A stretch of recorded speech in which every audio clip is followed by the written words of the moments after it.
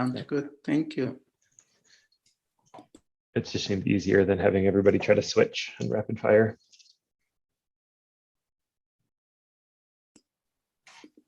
Sounds good. Thank you.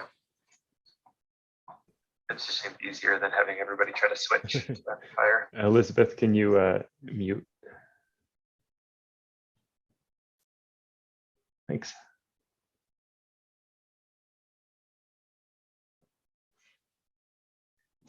I guess that's a good way to know that we're live. You can hear the delay.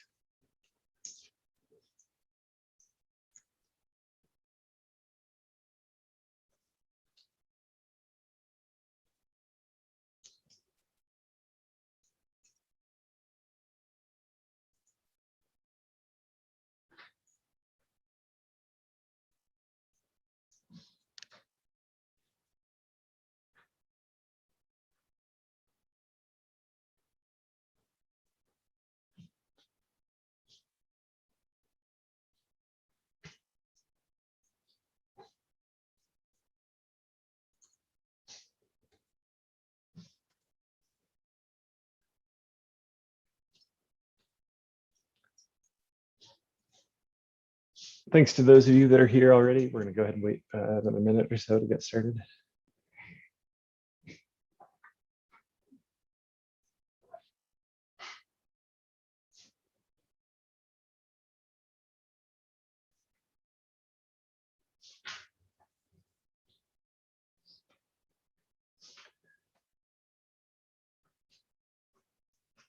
Neither Jackie or Elizabeth, if one of you could post a link to the agenda in the chat, that would be great. Sorry, I forgot to ask you that earlier.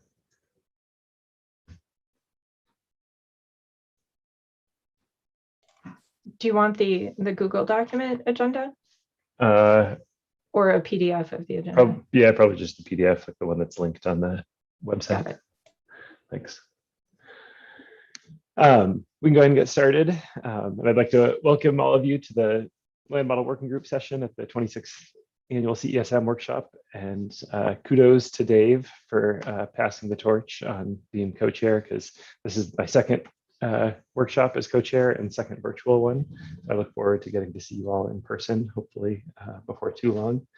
And then as our meeting gets started, just please remember the code of conduct that we all agreed to when registering for the meeting that's shown here on the screen. And especially in the discussion session, I'll kind of go over this again, but make sure that we offer constructive feedback and share the air and encourage kind of discussion as we talk about some of these ideas. So along with Rosie Fisher, who's the new Land Model Working Group external co-chair, I'd like to present some of the work that we've been doing as a larger group before moving on to the larger agenda. And so today we'll have a conversation about kind of where we are and where we're heading as a Land Model Working Group until about noon. This afternoon, Jackie Schumann and others will be having a discussion on fire in CESM, which I'd encourage you all to go to. And then from 3:20 till almost 5 o'clock Colorado time, we'll be also having a virtual poster session. So there's roughly 10 posters that were submitted to the Land Model Working Group. And that'll be a virtual session where you can kind of drop into a breakout room and talk with people kind of in a more intimate setting about the work that they're doing. Other than getting to hear about the great work that everyone's doing at the CESM meeting, one of my favorite things is getting to talk with all of you in the hallways and over coffee. And I think the worst part about these virtual meetings is not having those opportunities and those conversations. And so kind of the best substitute that we can have in this format is just some informal networking sessions. And so given the time zones that we're spread all over and the other things that are happening during this meeting, we're offering 2 of those. So tomorrow from 8 to 8:30, there'll be a Zoom link sent out. And again, similar to the Land Model Working Group meeting this spring, will just be an opportunity to drop into breakout rooms and talk with whoever's there. So if there's somebody that you're dying to chat with, maybe send them an email. I'll be there. A number of us from TSS will be there. So there's one session between 8 and 8:30, and then another one starting at noon tomorrow. So coffee and then lunch. if you're in a close to Western time zone. And then finally, the biogeochemistry working group session is going to be tomorrow at 1 from 1 to 4. So moving on, yesterday in the co-chairs overview talks, I got to give some research highlights, and I'd like to dive into those a little bit more. But I'm still going to kind of go relatively quickly through the highlights, mostly because a lot of this stuff isn't new, but it's still useful for people to know about. So this is just kind of the list of things that are in CTSM 5.1, and I guess I should also note that a beta release of CTSM 5.1 is out. That should be finalized sometime not before too long. And everything that's gone into CTSM 5.1 is mostly kind of bug fixes, some major and minor code changes, and then some features that I'll be highlighting today. A lot of what's gone into the CTSM 5.1 release is now being used for the PPE, the parameter perturbation experiment, that I'll also spend a little bit of time talking about, which is kind of the precursor to what will be CTSM 5.2 and then eventually CTSM 6. So kind of to get all this done, I can't say this enough how much I appreciate the work of the software engineering team, both on the CTSM and on the FATES side. So the folks here have really kind of helped carry the load, especially working virtually during COVID.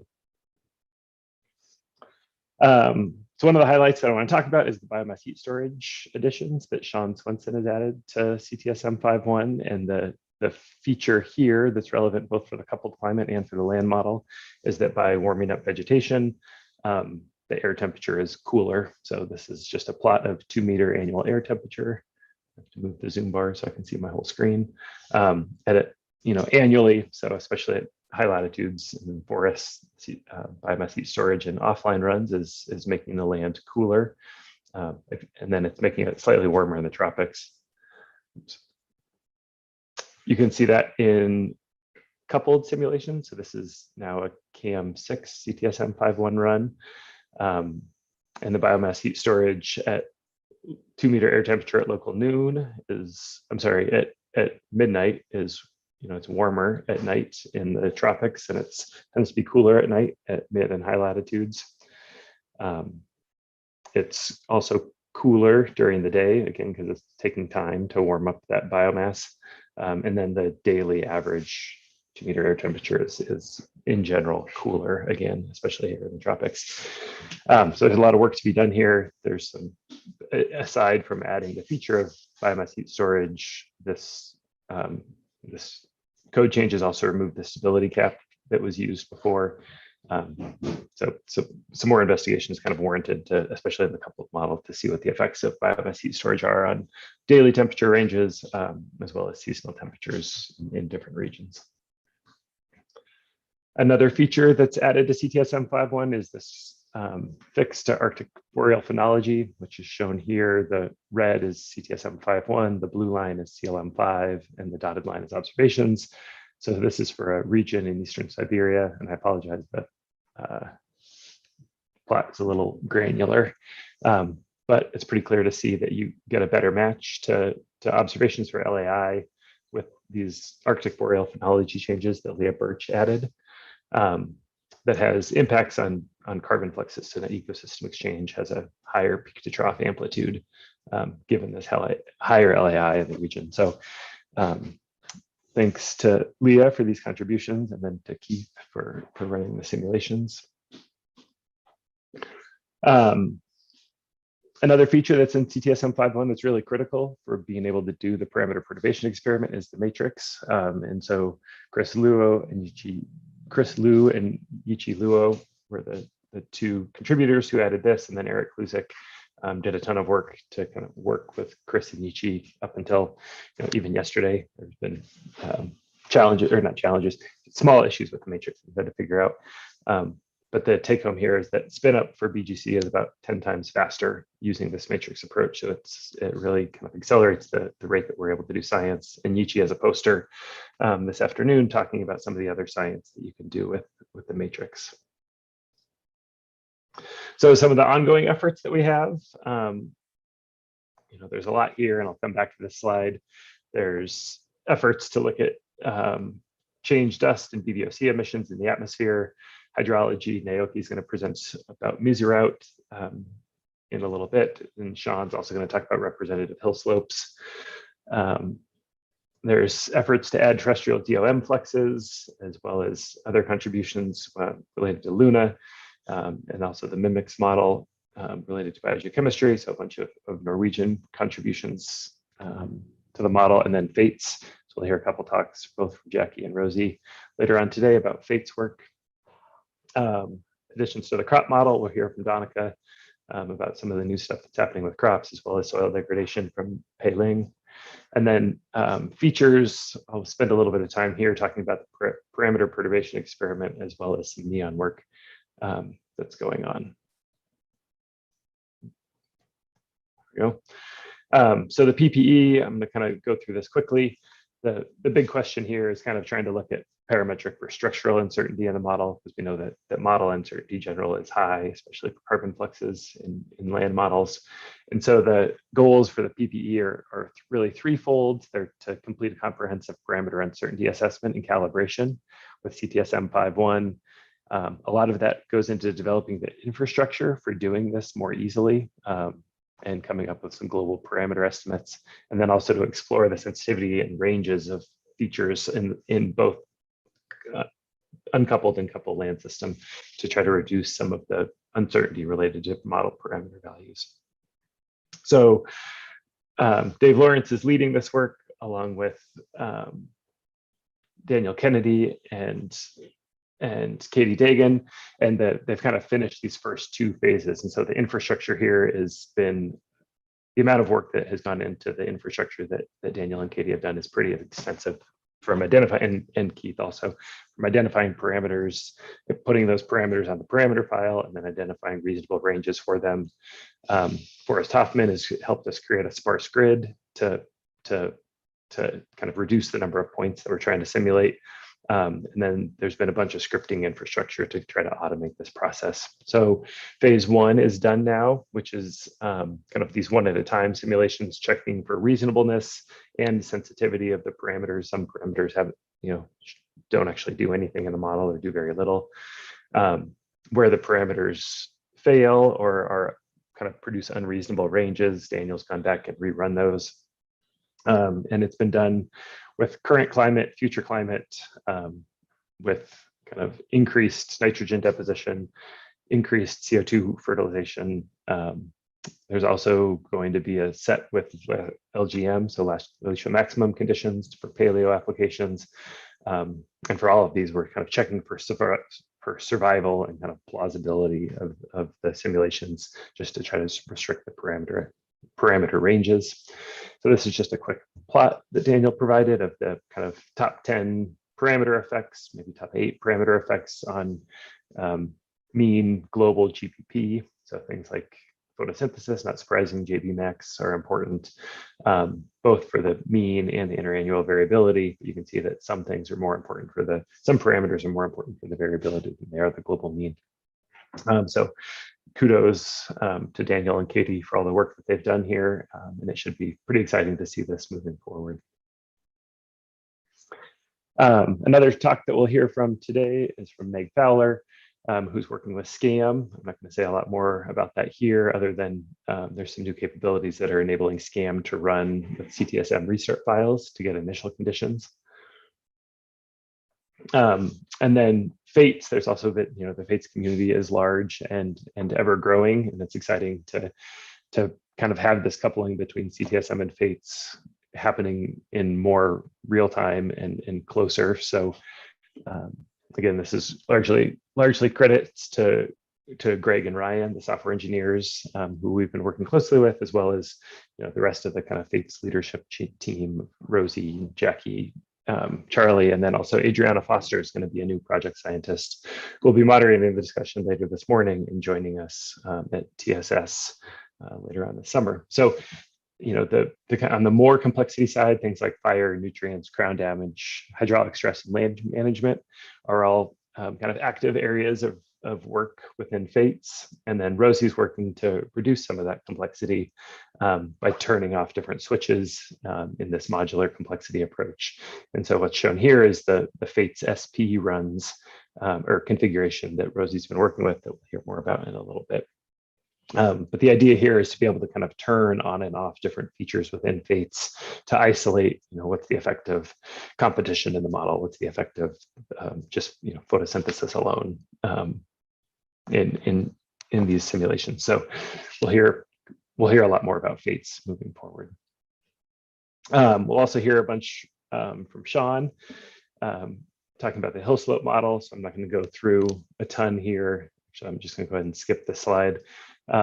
Just to say that it's exciting to see that there's this kind of our ability to capture heterogeneity across the land surface is kind of greatly increasing. And so what's shown here is from lowland to upland columns in this idealized case, and then north and south facing hill slopes within a grid cell that would be flat effectively in CLM5.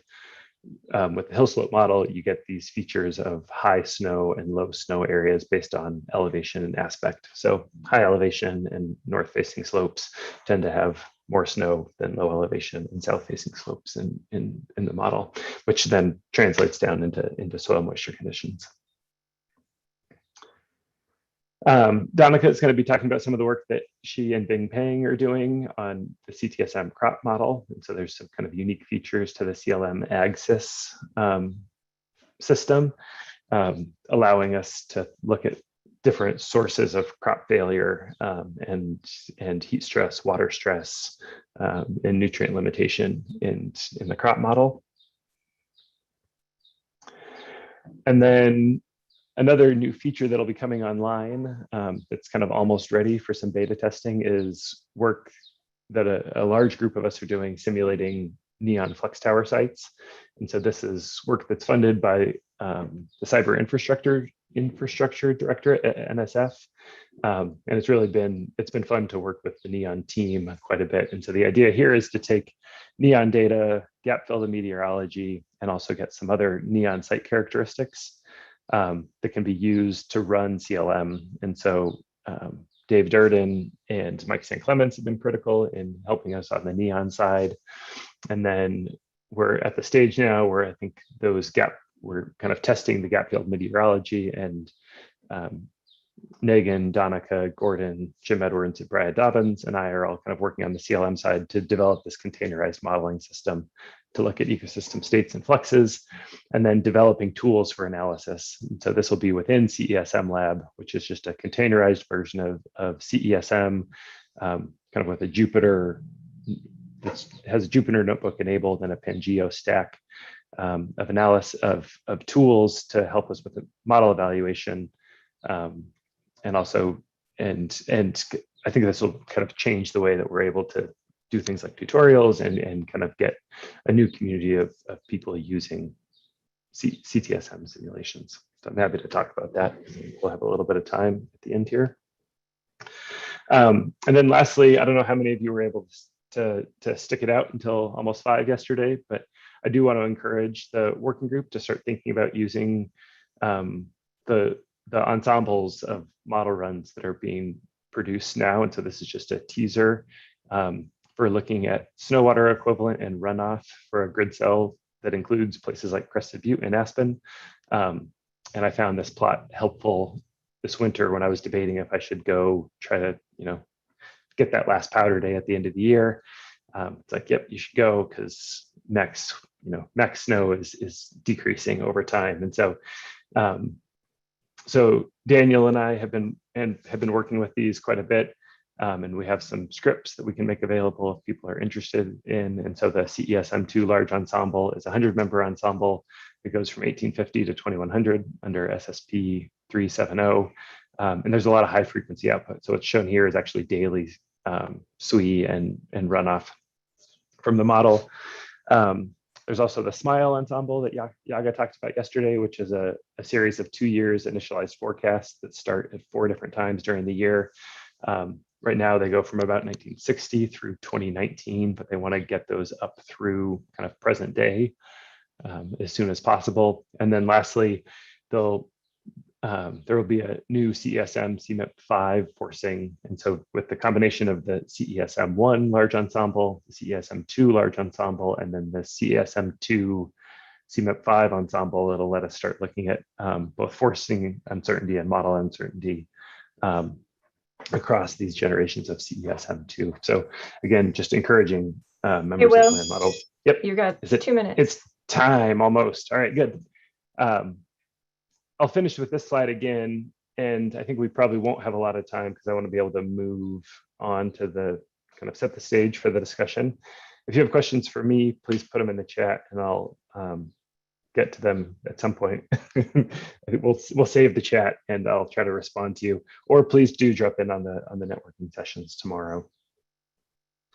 So what we have kind of lined up for the next hour and a half is 2 discussions. And so our first discussion theme will be focused on how we maintain food production, water security, and ecosystem services in a changing world. And then discussion theme 2 will be centered around how to heterogeneity and model complexity affect land atmosphere feedbacks. And so what we're planning on is 6 5-minute lightning talks. And what I'd like to ask that you do is if you have particular questions for any presenter, go ahead and put those in the chat and they can respond to you after their presentation is finished. And the reason that I want to limit questions after talks is that then we'll have a 45-minute discussion where people can ask particular questions of any of the presenters or broader questions to the whole panel about these themes. And so for that, I'd like you can do that in the chat as well, or please just raise your hands. Jackie or I will try to moderate the discussion as best as possible. And so with that, I think I've got Donica online up first. Donica, if you want to unmute yourself while I'm sharing your screen or sharing my screen. Yeah, hi. Can you guys see this all right? Yep, looks good. All right. Yeah, if you're not starting from the beginning though, Will. Uh-oh, well, that's problematic. Yeah, that's like. There we go. How's that? There you go. Yeah. Yep. Okay, great. Thank you. Sure, Donica, take it away. All right. I guess I'll just tell you next slide. So I'll just take the next few minutes to tell you about crops in the climate system. And I'm just going to start with this because I want to highlight that agriculture influences Earth system processes. And so agriculture is important for considering, food security for sure, but also for our water resources because we take a lot of water and irrigate the cropland, and also for ecosystem services, thinking about ways that we can manage and mitigate carbon in our atmosphere through changing agricultural practices. So here I just I included an example of agricultural nitrogen fertilization in CESM2, and I'm illustrating here that it increases the seasonal carbon dioxide cycle. And so this is just a direct effect of agricultural management on the carbon cycle. And so this is part of the reason why agriculture is really important component of the Earth system. So in the next few minutes, I'll highlight a few updates about the agriculture model, because I know that I've been presenting on what the agriculture model can do for many years now. So next slide. The first thing that I want to highlight is a new development by Peter Lawrence, shifting cultivation. Shifting cultivation is commonly known as slash and burn, where cropland is cleared, it's farmed for a few years. In CLM, that number is 5 years, and then it's abandoned. And so you can see on the left, this is just a schematic illustrating what shifting cultivation is. It's not necessarily how it's represented in CLM, but I like this schematic because it shows that if you look on the upper right and then the lower 2 panels, you have crop area that is cleared and then it's abandoned. And so it returns to forest, for example, and then a new area is cleared. And so the proportions of croplands and other PFTs stay the same. And for a while, CLM wasn't accounting for the fact that we were actually losing a lot of carbon because we are clearing and then abandoning agricultural land. And so CLM now accounts for these losses. On the panel on the right is the percent of land area that is that has shifting cultivation. This is for 2015, but it does change through time. So you can see there's a lot of shifting cultivation. It's primarily concentrated in the tropics. Okay, next slide. The next thing that I want to highlight is that we do have a few new crop types. So we 2 new biofuel crop types, miscanthus and switchgrass. These were developed by Jan and Ten. I also wanted to highlight, because I don't think I've done this well in the past, that we do have winter wheat code available. It's just with winter wheat and also with miscanthus and switchgrass, we don't have spatial distributions figured out very well for those crop types. And so if you want to use any of these crop types, the code is available, but the distributions are not yet on the land use and land surface data sets. So, but we do have more new crop types available, which is exciting. Next slide. So one of the bigger developments that we're working on is this CLM access, and the lead developer here is Bin Peng. And this is a new module for agriculture and CLM. It focuses on updating crop phenology and allocation. So the way that it's set up right now is that it's modularized, so that there's what we're calling here a host land model. This is a diagram of CLM. And then the axis crop model, which is effectively APSIM crop model put into CLM, is just the different phenology phases and the different allocation to different plant organs. So that modular structure allows it to be connected to different host models, and I'm really hoping that we can get this functioning. We're on our way with CLM, but I'm hoping we can get it functioning with Fates at some point. And so that's a hook that needs to happen. Next slide. Some of the benefits of CLM Axis is it adds a lot of unique new features, including the representation of over 30 crop types. We also can simulate cultivars through changes to crop parameters, crop type specific parameters. It allows for flexible and realistic phenology, basically allowing phenology phases to vary by crop type. So there's no set number of phase like there currently is in CLM. It's an economic model of resource allocation based on supply demand. There's explicit canopy structure represented, so things like leaf area and the number of leaves. And then, as Will highlighted in his talk, there's improved representation of environmental stressors. There are, heat stress, water stress, nutrient stress, and these vary by phenology phase, which is new and exciting. Okay, next slide.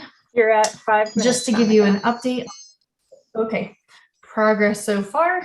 We've implemented some of these things, and we're currently working to hook it to connect to CLM. Okay, next slide. I'll just go through these real quickly. We have some updates in irrigation management. So some new application methods being developed and some multiple water sources. Next slide. There's also tillage and residue management that has been developed. I haven't pulled this over into CLM, but the code does exist. So there are some challenges with this, but it's exciting new capabilities. And then I'll just end with the next slide, I guess, is a summary. So we have gross land use fluxes through shifting cultivation, new phenology and allocation, additional options for irrigation management, tillage and residue soil management options. And then the last slide, you go to that, is just a summary real quick of things that I think are important, connecting CTSM axis with Fates, linking to land use and nitrogen cycling, thinking about spatial distributions and options for tillage and residue management, and also other types of management. And then I think that we really need to start to consider additional management options and incorporating these. I've listed a few higher priority ones that people have been talking to me about that I think are going to be really important for thinking about agriculture within the Earth system. So sorry for going over, but thank you for your time. Thanks, Danica. We have about 30 seconds for questions. If anyone wants to ask a question, go ahead and raise your hand. I see some clapping.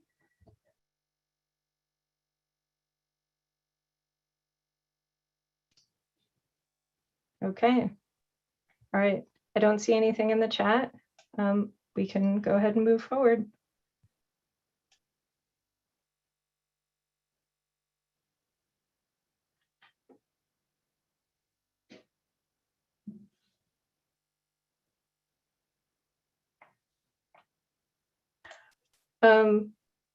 Pei-Ling, if you're talking, we can't hear you. I'm not talking yet. Oh, okay. Go ahead and just let Will know and he'll advance the slides for you. Okay. So good morning. Thank you for having me here. As you know, Johan and I have been working on this project for 5 years now. We are trying to put together human-induced soil degradation into Earth system models, especially CESM. So today I want to give you a general idea of how we approach this research, and we can discuss the possibility to include this soil degradation into the model. So next slide, please.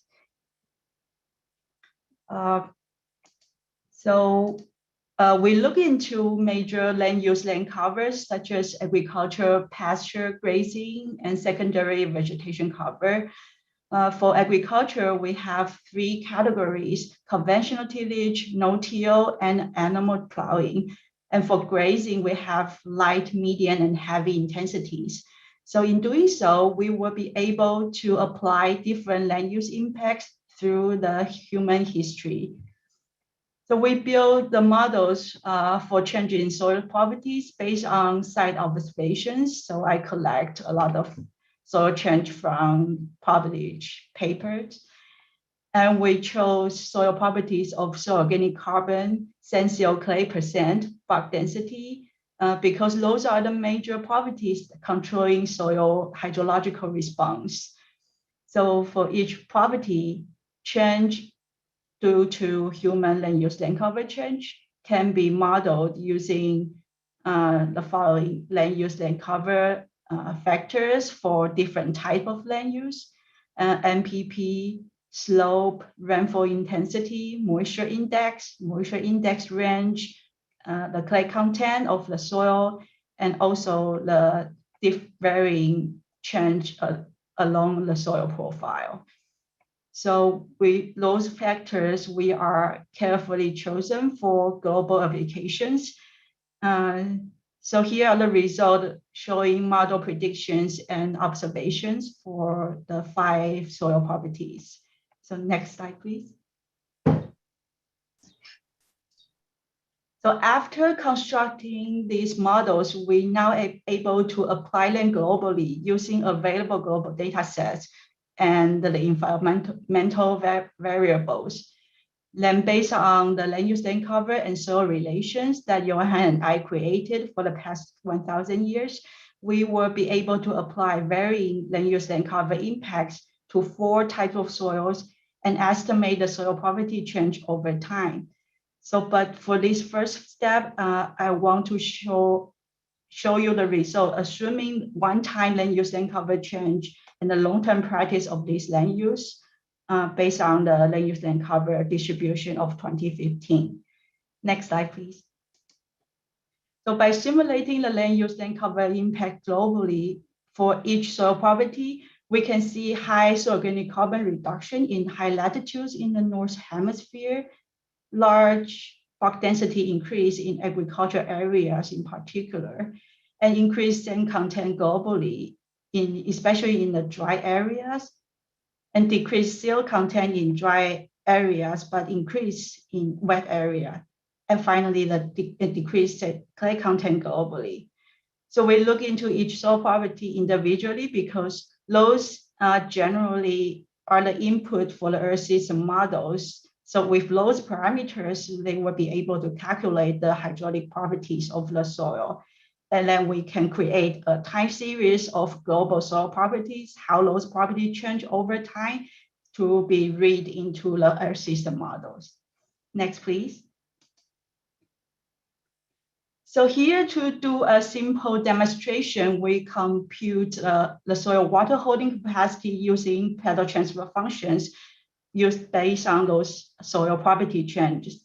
And then we can compute soil water holding capacity under undisturbed soil and undisturbed conditions. So the bottom figure shows the difference between disturbed and undisturbed soil. So you can see a large difference in water holding capacity change in the North Europe and North Asia and West Indonesia. So most of them are due to soil compaction. So next, please. After estimating the soil water holding capacity, we apply undisturbed and disturbed condition into a simple Thornton's type water balance model. And the result here, we show you the decreased actual evapotranspiration and increased deficit, especially in the area Okay, with strong. You're at 5 minutes. Okay, I will try to finish it. So globally, we estimate the deficit increased by 78 cubic kilometer, which is quite significant. So next slide, please. So this is just a simple test, and we already can see an impact. So the future work, we hope to include soil erosion in these estimates. And we want to, after assessing the soil thickness change, we want to create a time series of soil property in the past 1,000 years. Then we can test it in the Earth CESM model, hopefully, and maybe include a few years to test the impact.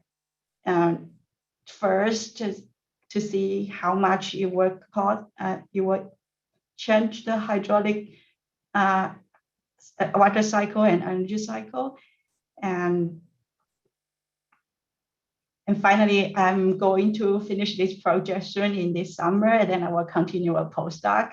But my new job will not allow me to do this as part of my job responsibilities. So I hope we can still find a way to continue this. This is not easy to get here, and I don't want to give up. So thank you. Thanks, Pei-Ling. Pei-Ling, I dropped a question in the chat, but we should probably move on. Adriana, if you want to. Oh, we have a minute for questions. Oh, we do. Okay, great. So.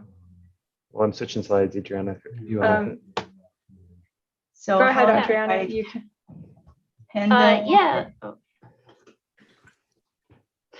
So we have 6 layers of soils up to 1 meter. So for each layer, we apply different factors to scale the impact for both land use and the environmental factors. Okay, go ahead, Adriana. I think we've got a few seconds for your question. Yeah, I guess that's really interesting. So I've been working on some disturbance synthesis for the boreal region, and we have some colleagues who are working with seismic lines and oil and gas wells extraction in like Canada mostly, and they're actually very impactful on soil and hydrology, and they're pretty extensive, at least in Canada. So I'm wondering if that's something you thought about at all. It looks like Pei-Ling might be muted. Well, I typed an answer to that question in the chat. This is Johan. Okay, great. Thanks, Johan. Okay, that sounds good. Yeah, we should switch over. Andy, it looks like you're there and unmuted. Can you see my screen all right? Yeah, apologies. My dog has somehow gotten outside and is barking. But anyway, good morning, everyone.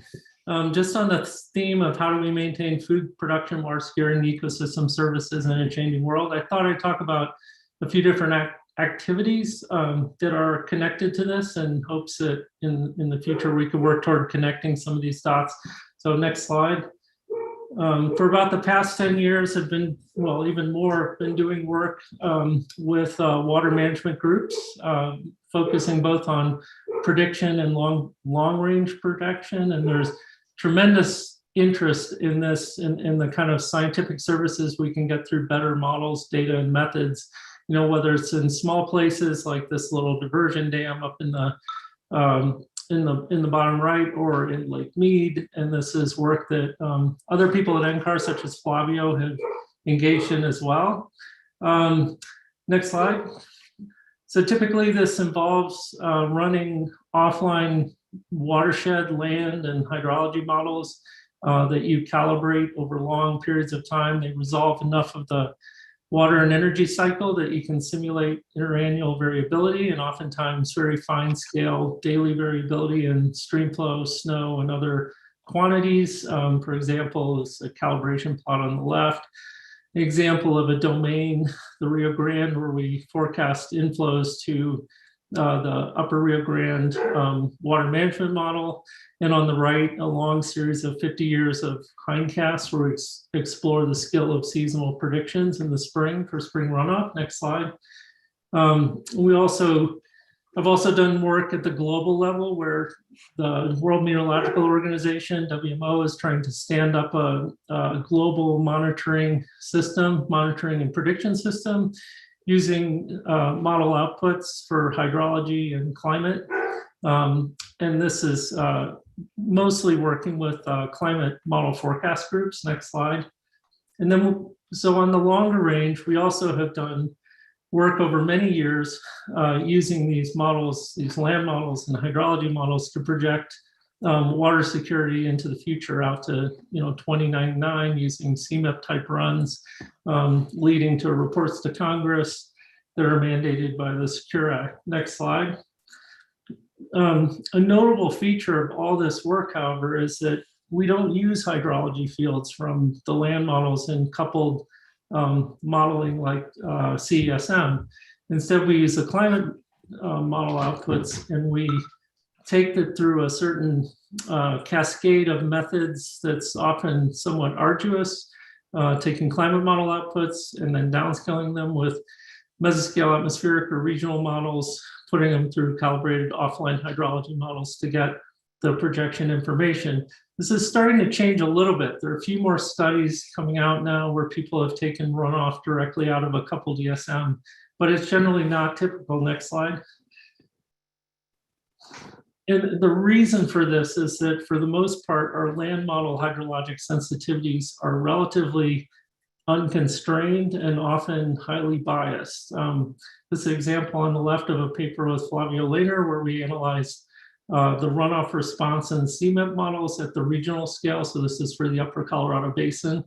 And if the black line is kind of the observed precipitation to runoff relationship, you can see that in the CMIP class models, the sensitivities of runoff to rainfall are all over the map. And on the right, you have the typical kind of land model evaluation through ILAM, where runoff and other hydrologic variables are scrutinized, but they're just a small part of a much larger analysis that focuses more on fluxes to the atmosphere, whether heat or moisture. Next slide. And this is my final slide.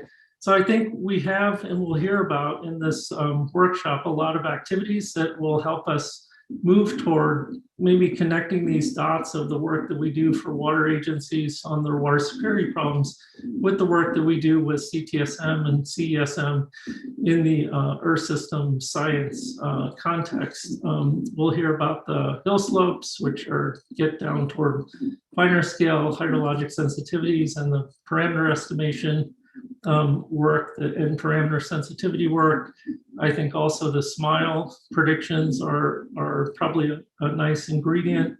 But the idea is that if we can start to inch toward connecting some of these dots, we may be able to, oh, can you click again? It looks like we may be able to start to connect from this global modeling or science world down toward closer to the kind of water management, water security world. So that's all I have. You're right on time. Thanks, Andy. We have 2 minutes for questions.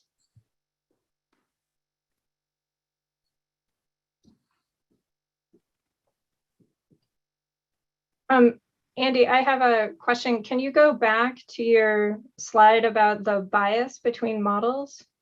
Yeah, this one.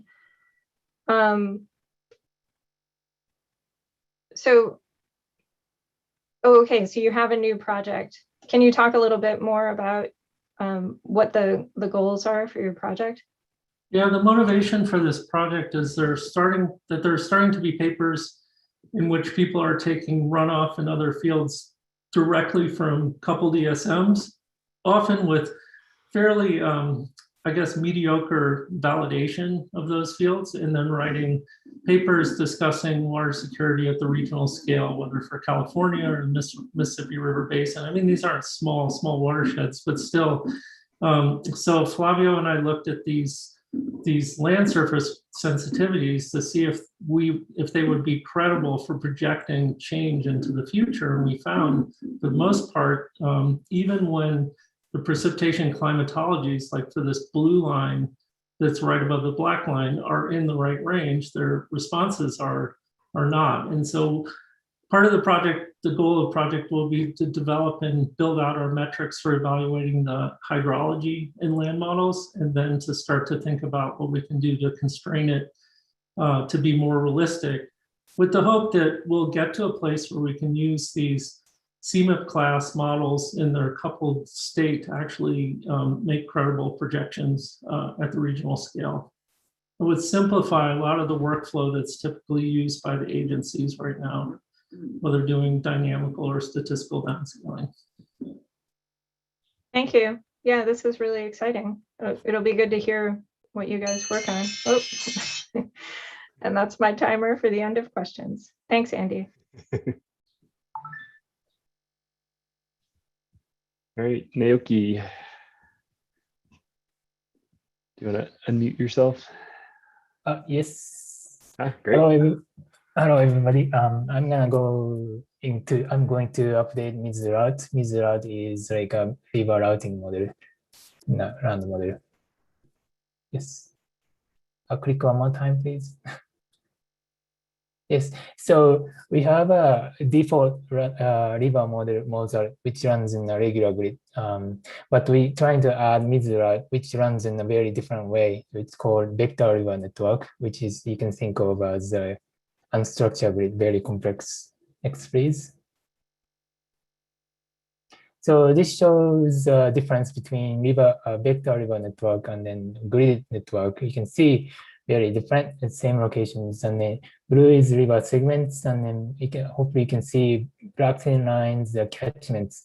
So it's you can notice using a very few number of elements, you can depict accurate like a realistic river drainage system in a vector river network compared to grid. So that make it easier to connect to river segments and then catchment to other hydraulic features like lakes. Next, please. So we completed implementing Miz routes in the CTSM in the one-way coupling mode. Yes, and then we prepared some two global scale river network data sets, HGMA, which is coarse resolutions, and merit hydro is very fine resolution. And also we needed to pre-compute like ESMF regrid weight data for each network data with a couple of random model grids. And then in terms of river Miz route development, we completed implementing like a parallel computing scheme, and then also implemented lake routing scheme for natural lake. And then also we can now abstract or inject prescribed water from each river segments or lake. Yes, next please. So I started evaluating some Miz routes, mostly compared to Mozart. And then left is showing a time series, seasonality 30 years means for 6 big river in the world. And then blue is Mozart, and then red and then orange is Miz route running on the merit hydro. So Miz route has 2 routing physics, so showing 3 lines. So, and then right is showing some comparison with dye data. So dye data has a drainage area and then discharge monthly scale. So I computed some bias for both area and then discharge. So Miz route as merit hydro shows low bias compared to Mozart, but they looking at the discharge bias, is improvement Miz route with the merit hydro is relatively small. So I started testing some lake routine, and then just showing like annual flow and then seasonality for 3 big river. Blue, this is only Miz route. So red is running on running a news route, and then also turning on a lake, and then blue is only river. So you can see seasonality, we can peak, seasonal peak is attenuated. Yes, please. So this is my last slide. Oh, no. So we need to finish like a global river lake network data set so we can run globally on everywhere the lake is there. So basically we have to try to merge merit hydro and then HDMA with hydro lake. Its data set name, it contains 1.4 million lakes. So another thing is we are actively working on a river management scheme in the middle routes. The biggest challenge maybe showing right in the picture. So irrigated area, which is coming from CLM, and then lake that supplies water is not located the same place. So we have to connect irrigated area and then target area and objectively. So, and also working on some lake reservoir model itself. So, and then next. Okay, so that's my end. So I'd like to acknowledge some many collaborators who are actually doing work. Thank you. Perfect timing, Naoki. Thank you. Do we have any questions?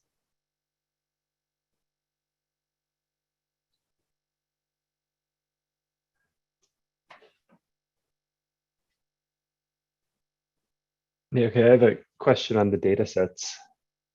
And maybe this is in your upcoming slides, but have you been able to run this globally, or are you still waiting to generate the data sets that you need? The river and lake combined data sets, or just the river alone? The river that, yeah, I ran a test mode for CTSM Israel couple. Oh, good. Yes, so yes. And so then the lake, you're just waiting for the lake data sets to be able to run the lake and river together. Yes, so that's Martin's working on. Martin Krag is working on. Yeah, great. Naoki, we have a question in the chat that we have time for you to answer. Do you consider seasonality of the discharges? Okay.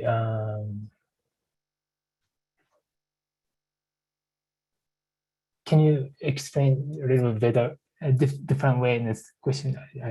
You can go ahead and unmute yourself if you want to ask the question. Ming Yang.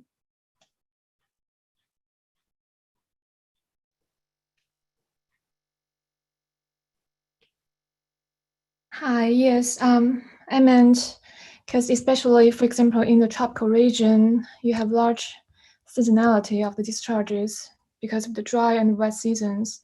So I'm wondering, like, how are you going to incorporate that into the data set? Because the hydro lakes itself does not include any seasonal or interannual difference. Yes, I guess so. This is just like seasonality is coming from mostly driven by land model, or maybe could be like atmosphere model. So river, yeah, I'm not sure if I'm answering question, but so yes.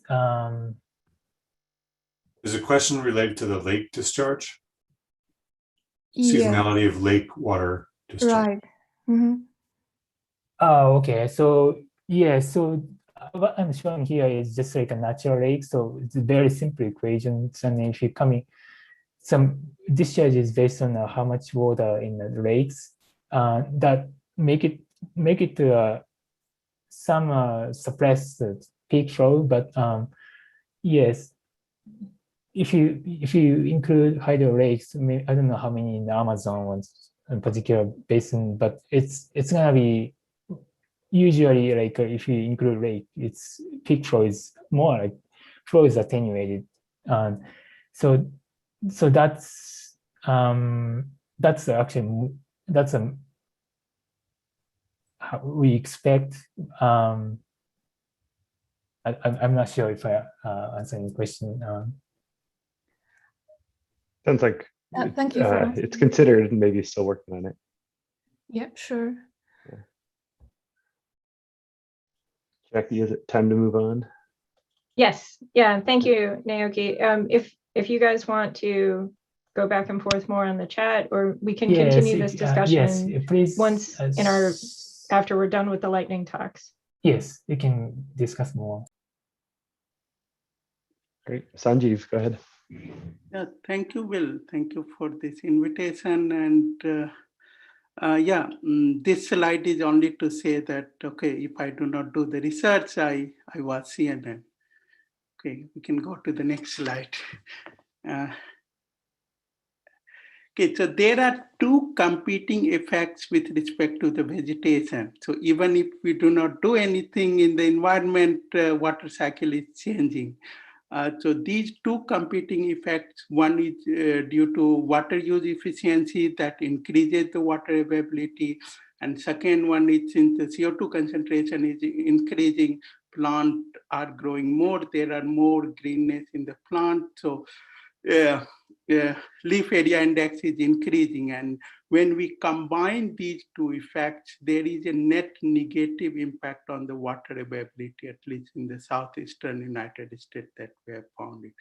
On the right-hand side, you see the uncertainty in the model. So one is the CLM CSM2 model that shows the largest decrease in the water availability when we combine these two impacts. If we compare with other CMAP5, CMAP6 model, you see there is a variety of the range. Even in terms of the sign, they do not agree on the water availability side. When we go to the leaf area index that is shown on the bottom panel, you see the CLM has a higher sensitivity in terms of the response of the LAI compared to the other model. I know Will has done some work, so he will elaborate it later on. We'll go to the next slide, please. Okay, so in terms of this is coming back to a different problem. What we're finding, a key finding here is the groundwater is declining even in the wet region like a southeastern United States. This is a work that I did with the geological science collaboration. And what was surprise to me was you see the irrigation in the left-hand plot. Those are dot shown with a different saturation density. And those irrigation extent are not determined by the climate, but what is happening underground, how the aquifer are distributed and which aquifer are more productive compared to the other aquifer. One thing I learned, there is a fall line and there's no irrigation above the fall line because there is no productive aquifer above the fall line. So what's happening underground and how we represent those dynamics are really important. Okay, we can go to the next slide. Going on the century time scale, how does these kind of mega drought or drought risk are changing? So we have done a study where using the CSM large ensemble, and what we are finding that ENSO influence is increasing. That is shown by the one of those two green bar here as we go into the future. But what is contrastingly also happening is the landscape is becoming drier, so soil moisture memory is decreasing. That is shown by this second green line. But when you combine both soil moisture memory and the ENSO effect, you see a greater signal to noise ratio. But a effect of the decreasing soil moisture memory is shown in this kind of frequency distribution. So what we are finding that some of the low frequency variability is increasing. You see the power spectra with five different 30 years period from blue to red going into the future, and you see there are more power, those are coming in the higher frequency. So water is becoming more variable, whereas low frequency power is decreasing. That means there is likely to be less mega drought, but there is likely to be more shorter term drought. We know there are uncertainty with respect to model Enso projection, even with respect to the soil moisture memory. Even we compare two different models, it looks very different. So how do we represent those uncertainty into the future climate? And we'll go to my last slide. Okay, so how do we address all these challenges going into the future? So this is my take. One is multidisciplinary collaboration. So Will already talked about that encourage developing collaboration with the NEON. I'm very excited about that collaboration. Model development, encourage already leader in developing the community earth system model. We continue developing and putting the resources in the model development. Model development is the key. That's how one scientist talk with each other. And finally, the machine learning. This is a new area, and people, different scientists has different thought. This is my take. It's building the machine learning in a complementary approach where let climate model do their best. We should continue developing a better model and let big data do the rest. Means there are few things that as a climate model, it's very difficult to understand. One of the things illustrated in this bottom panel is the bottom left panel is the uncertainty in the national water model forecast. So this is a very small region. I picked up Alabama and some part of the Georgia, and we assess the uncertainty. You see there are different colors that are representing different uncertainty. And we can do few things like we can categorize these uncertainty as per the land use change category, and we see like if with developed area is showing more uncertainty compared to the agriculture and for. But there can be many other structures that as a land modeler or as a kind of, we develop the model for single column, which if we try to understand, those are little beyond like one person can do it. So can the big data help there to understand or model those uncertainty and improve the forecast assessment or the uncertainty in the forecast at the engaged basin? That's one approach or one way to engage the machine learning part into what we do the water forecast. So that's it. Thank you. Thanks, Sanjeev. We don't have time for questions, but I like that you have these the questions at the end, and you have a question in the chat. So if you could address that on the chat, and then let's bring this back up in our discussion. Thank you.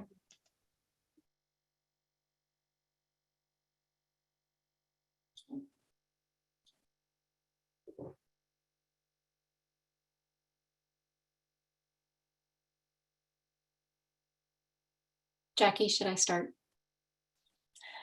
Yes, Sorry, I start the timer when you start. So yes, Okay, when you're ready. I was muted. I'm sorry. I was introducing you nicely. Go ahead.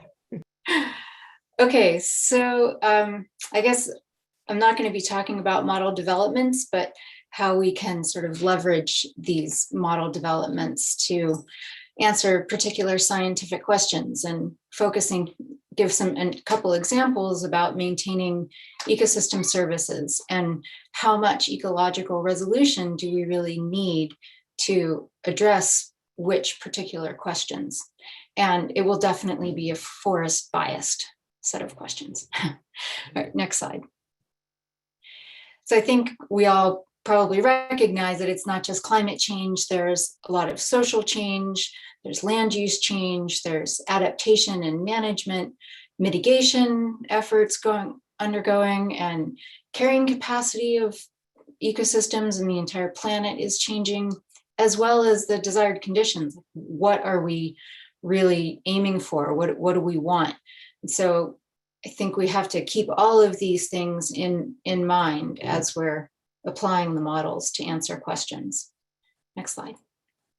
So I'm going to pick on an example of some work I've done. And the goal was to define forest preservation priorities across the Western United States to maximize carbon sequestration.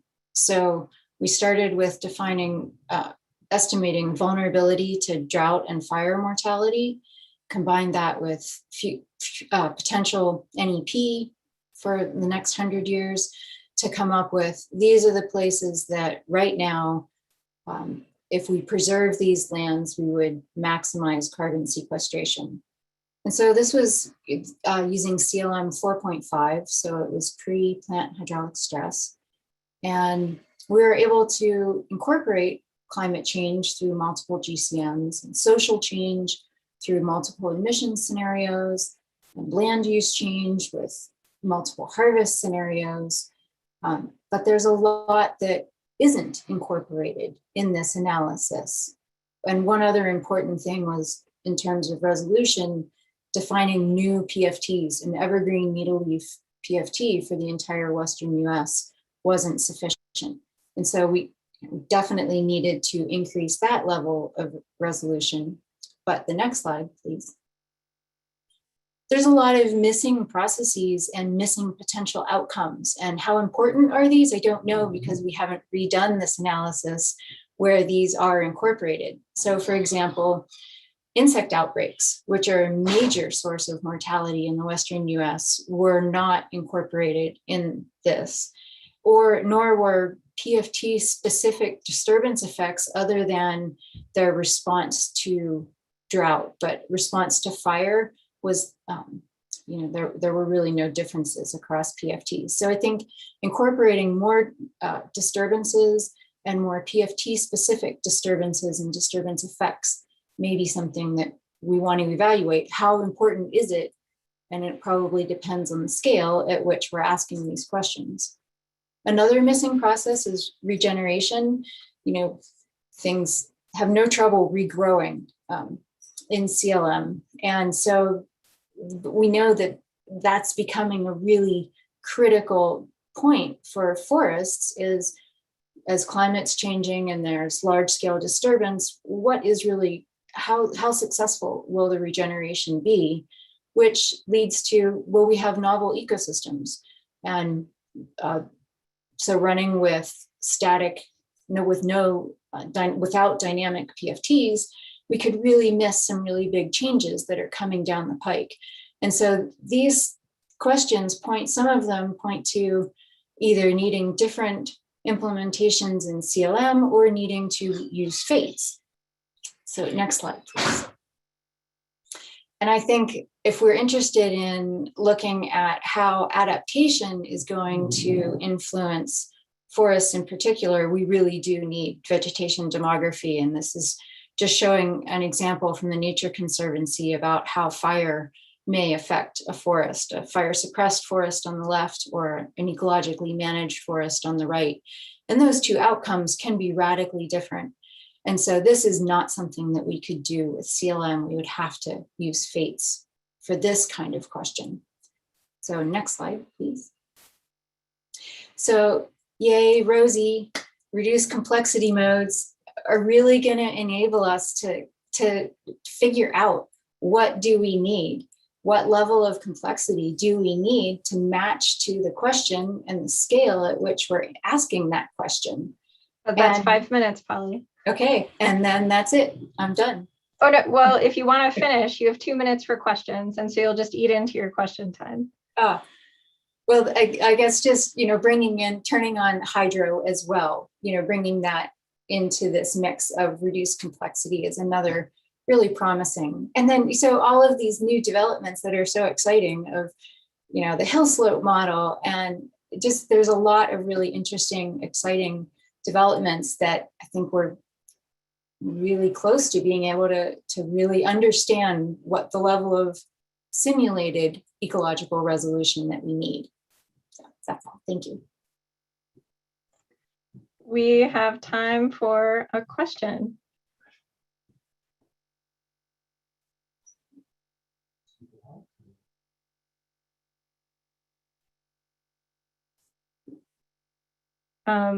Can you go back to the figure you had for management? And the next one. Oh, one more. Okay. This one? This one. And so Oh, okay, there's a question in the chat. Andy Wood, as you build in more complexity, do you lose the ability to explore uncertainty in simulations? I think that depends on how much wall clock and compute resources, how much time you have and how much computing resources you have. And we're doing right now, Laura Kippers and I are working on this question in California and doing a lot of, and Jackie too, we're doing a lot of large ensembles to really look at that question of uncertainty parameter. How do the fire model parameters and PFT level and model parameters, you know, how is that affecting what we're seeing? So I don't think it's impossible globally. Yeah, it might be, once you're working globally, then I haven't been running globally, so I'm not sure of what those sort of time constraints are, compute constraints. Yeah, I agree with you. Oh, Gordon, we ran out of time. Can you put it in the chat, or is it like super fast? Are we in the open discussion or? Yeah, not yet. We're almost there. Oh. So yes, okay, no, because I have a follow-up to Andy's comment about complexity and uncertainty, but we can save that for the open discussion. Okay, yes, and that's good to remind everyone that, you know, these 5-minute talks with the 2 minutes for questions is really just to address each individual talk, but then we can come back. We're going to have everyone together for the open discussion in just a little bit. Or was that the final talk for the session, Will? Yep, yeah, that's the last one. So I was going to say we can go ahead and move to the discussion, Gordon, if you want to. Okay, yeah, Gordon, kick us off. Okay, yeah, so Andy raises an interesting point about complexity and uncertainty. And this has actually come up with my multi-layer canopy too. I actually believe that the multi-layer canopy is not adding complexity to the model. It's actually making the model simpler. It has fewer parameters. It has sort of a better sort of theoretical basis. And therefore, I feel like you're sort of reducing complexity and you're reducing uncertainty. I sort of feel like Fates is probably going to be in that same category too. It's actually not increasing complex uncertainty. It actually hopefully is reducing it. But I don't know. I thought that maybe is something we could talk about. So I don't know if anybody has any thoughts on that, but that's sort of my thinking, is that just because we put something in the model that has more code and is perceived as complex doesn't actually mean it is complex. It actually might be, you know, simplification.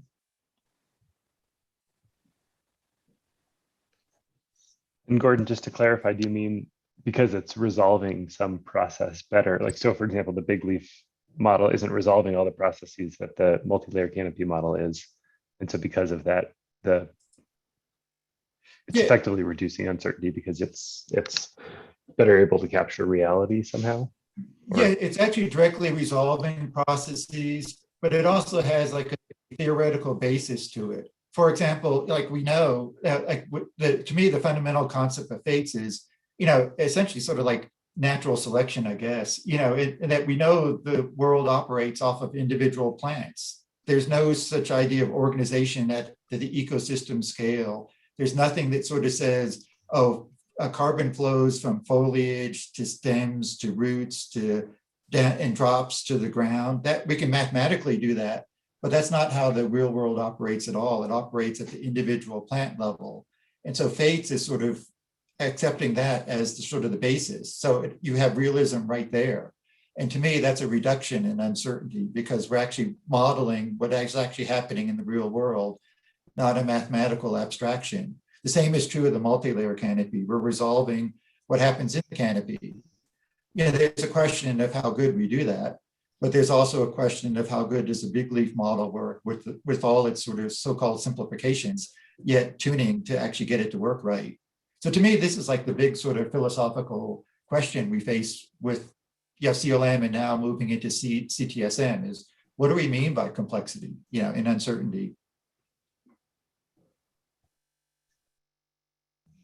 Yeah, Rosie, do you want to respond or add? Yeah, I mean, obviously I concur with Gordon,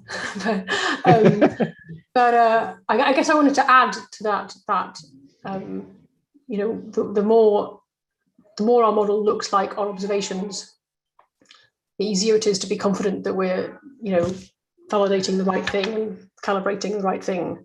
in a more realistic model.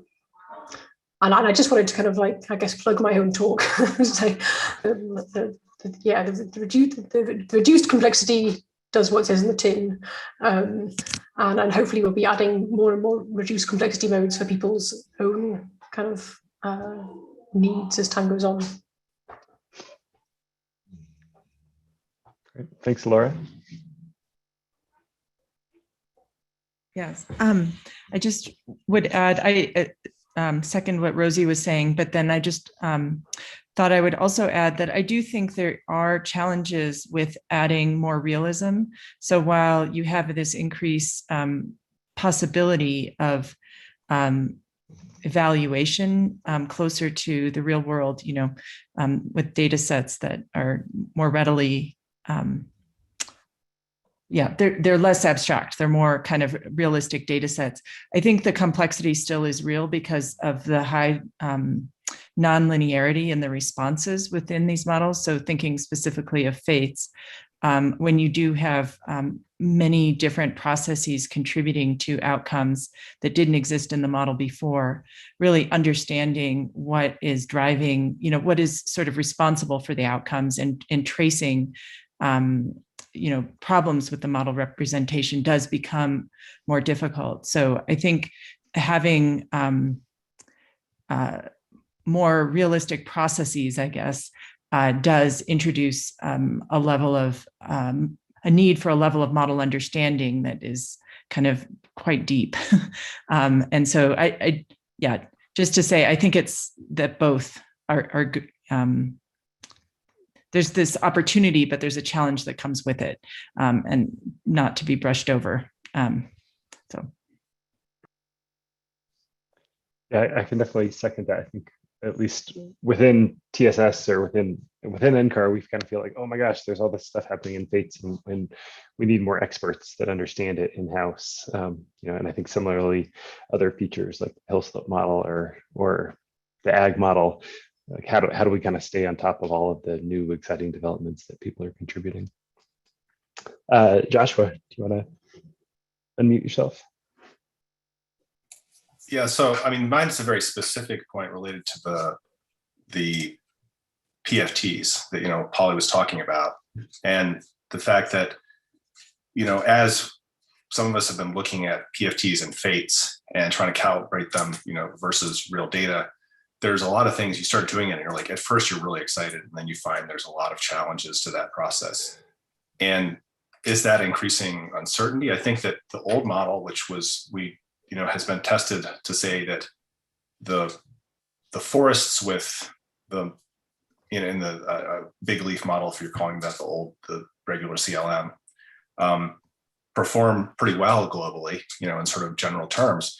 But you can't compare them to sort of individual forests because different forests are different ages and to different structures. And so you just can't do that comparison. And Fates allows you to do that. And all of a sudden you're comparing to specific cases, and you can say it's doing well in some cases, it's not doing well in other cases. But that was something that you couldn't address before. So I don't think that that's really creating new uncertainty. It's uncovering uncertainty. And it doesn't mean that doesn't present huge challenges, because you now have the capacity, like the added realism of the structure of the model presents the challenge of matching reality in a different way. And that's something which I've seen, but I don't know if that's true across all aspects of Fates or some of the other model improvements that have happened. I don't know that all of them are. I think there probably are some cases where they're potentially increasing complexity. So I'm just speaking to one specific thing. Thanks. It does raise some interesting questions, like how much of the historical contingencies do we need to know about for, like Pei-Ling was talking about the soil conditions, and Donica mentioned the shifting cultivation. Like how much of that history do we need to get right, kind of moving forward now that we're building a model that seems to care about it. Charlie, go ahead. Yeah, I guess maybe the prior speakers have responded to Gordon's point already well, but I guess my answer to the question Gordon raises is, the Fates itself is just, like he says, just a shift from, from the canopy to the individual is the, fundamental organization. And so that in itself, I agree, is kind of a reduction in complexity. There's a shift off of some, some parameters to other parameters. And we have to think about allometry, but we don't have to think about these sort of artificial allocation parameters. But then, all these other things that come along with it, the DGVM aspects of it, in a sense, it's a reduction in complexity because we don't need as much information on, all these, PFT distribution, maps and things like that, which have an enormous amount of information that we're feeding into the model. That instead, when we activate the DGVM in FATES, then, we ask the model to predict that itself. And so in a sense, the model is then doing a lot more with a lot less information. In principle, et cetera, et cetera. And how do we define our PFTs? What axes of trade-off, et cetera. So I guess I agree with Gordon's point, is initially, at the basic level of FATES versus Big Leaf, but then, it does allow us to bring in all these extra things, which may end up increasing the complexity of the model, possibly quite substantially.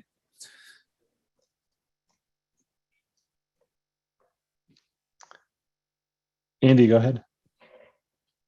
Oh yeah, I guess on this, I generally agree that if you can, if you have the observations to estimate parameters with some confidence in these more complex parameterizations, that this complexity is bringing you closer to the real world. I wonder if people worry a little bit that in places where you don't really have good estimates of parameters and you're kind of maybe kludging together some numbers to get the model to run because it needs them now that it has this complexity, are you constraining the model response in a way that maybe you don't even know, or maybe affects the outcomes so that you get different responses than you would expect in other fields that are linked? I think that's my fear. I see models being set up all the time that are highly complex, and then you look at certain input parameter fields and that they're not based on observations, and then the models are very difficult to get to represent real variability. So I don't know if that's a concern with FATES or not. Yeah, so Andy, do you mean like, I don't know, a lot of the work with FATES has been, I'll pick on poly, for example, like focused over California forest, and then all of a sudden we take our insights from California forest and somehow apply it globally, and we're going to be stuck in a parameter space that kind of constrains the outcomes that we might get. Yeah, maybe the model becomes a little bit over constrained and not as flexible to respond to different situations. And we see this all the time in land modeling. We lay down these super high resolution models with a billion separate parameters, all guesstimated, and it really leads the model into one place in terms of its responses and its linkages between different variables, and that may not be realistic or more realistic in the end. So I guess I see it as a trade-off, like this idea of justifiable complexity that you can, as you add new levels, you can kind of justify it based on increased realism. Polly, go ahead. Yeah, I think exactly to that point that it's critical to do something when we move FATES to a new ecosystem. It's used a lot in the tropics and in boreal, and that we really need to do parameter sensitivity testing to exactly what you said, Andy, to make sure that we get the emergent properties that we are expecting given the conditions that we're forcing the model with. And I think that can also go back to answering the earlier question about, does it increase uncertainty? And I think we can actually bound that uncertainty. We don't have to run with just one parameter set. We can say we can bound our simulations with, learning from, incorporating like the PPE that Dave and Katie and Daniel are working on. And we've been doing that with, a modified version of that with FATES in California, just to understand what is the uncertainty and you could put in parameters that have observations in the literature and come up with completely unrealistic model outcomes. And so I think it's important to do that, to understand. And so back to also what Laura said, that, we need to understand why we're getting these responses. And so it takes a lot of work, I think, to trace through. And that's where I think what Rosie, you've been doing with the reduced complexity is so critical, because we can then trace back through and say, is it, what's driving this response? And so I think it's a really necessary, time-consuming part of progress. Yeah. Rosie? Yeah, so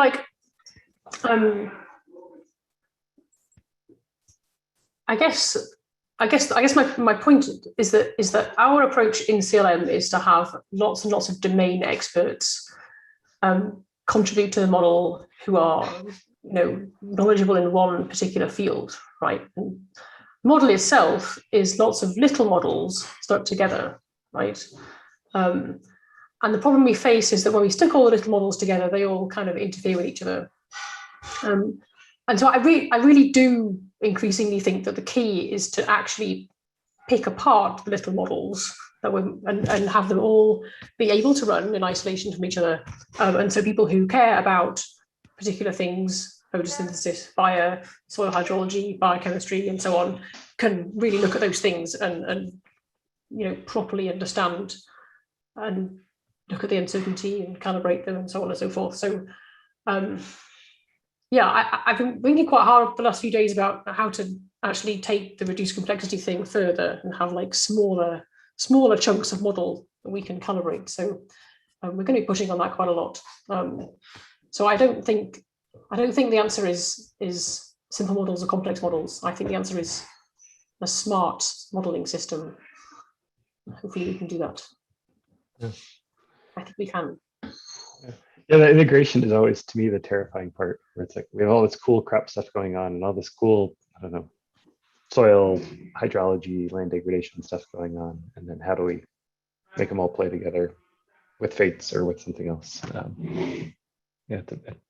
like that to be a Ruby. Sanjeev, go ahead. So this is very interesting topic. How do we kind of reconcile that parameter overfitting for a given site? And conceptually, CLM is a single column model. So some of the work that Gordon is doing with respect to the neon. So can we develop a kind of a reduced order test bed that will allow us to test some of these parameterization across different ecoclimatic settings? So one of the things happens when we do this parameter sensitivity experiment is computing power. Even if every time we increase our computing power, still it is not sufficient. So if we develop a kind of 20 regions, neon has a 20 ecoregion, and you are already doing that part, doing the neon scale point simulation. If we expand on that work and develop a kind of test bed framework where the parameter setting has been, at least we know it has been tested for the 20 different ecoclimatic regions, and that may give little more confidence as well as kind of allow us to do the work more computationally efficient way. So that's all that I had. Stephanie, I might come to you in a second, but Dave, I wonder if you want to respond at all to Sanjeev's comment. It seems like it relates to the PPE, but maybe a different comment that you wanted to raise. Sorry, I was only half listening to Sanjeev's comment because I was in the chat. There's a lot going on in the chat too. Yeah, there's a lot going on in the chat. Yeah, the perils of the multitasking, which obviously further along are even less capable. I do have a totally different tack. So if Stephanie wants to follow on this, I was going to change that. Okay, cool. Go ahead, Stephanie. Okay, thanks a lot. So as I wrote in the chat, what Andy was bringing up was exactly about the overfitting, and also Sanjeev was talking about this, that if we look specifically at one side and tune the model to fit the observations at this one side, we will get something like, which is called, I think, look elsewhere effect. So as soon as we run the model on other sides, we might get worse response than before. So that was a part of about the increased complexity and more specific parameters. And along the same line, I was wondering if we increase the resolution of actual processes, if we would be in need to not only look at parameter means, but at the whole distribution, I mean, PDFs of the parameter spaces in our simulations, like having some sort of Monte Carlo approach to get a better picture of what is actually in the real ecosystem.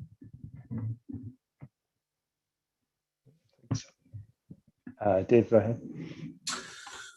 Well, yeah, I'm trying to think about what I'm even trying to ask here, but I guess looking back over the presentations, right, it was a good summary of all the cutting edge activities that we're trying to work on, kind of related to humans. And so the question is where can we get to by CSM3 as maybe a target, and or do we, and at what point do we just say this is all too hard to do, fully transient historical simulations with all these features, and they're just going to be research tools? Because like Will said, the integration part is always intensely challenging. And so are we moving towards a stage where we're going to have 2 tracks of model, one that we can use in a flight coupled Earth system transient simulation, and one that we can use for research purposes for mostly land only, or maybe some time slice coupled simulations? We've sort of avoided doing that too much up till now, but how much longer can we keep those 2 things synced up? I guess that's what I was thinking of, because and maybe what we could do either here or shortly after this meeting is get timelines for everybody. Like Danica presented, the work that Ben has been doing, but I still don't have any idea if this is a realistic, is this something that's still a year away, 2 years away, 6 months? Naoki's work looks great, but we can't couple it to the ocean. We don't have a plan for that. Sean's work, which we haven't heard about yet, we don't know how to do land use change with it. Fates, we don't know how to run the crop model with it. Every single thing we're doing has a barrier to running in a coupled Earth system model. So, not to be a downer here or anything, but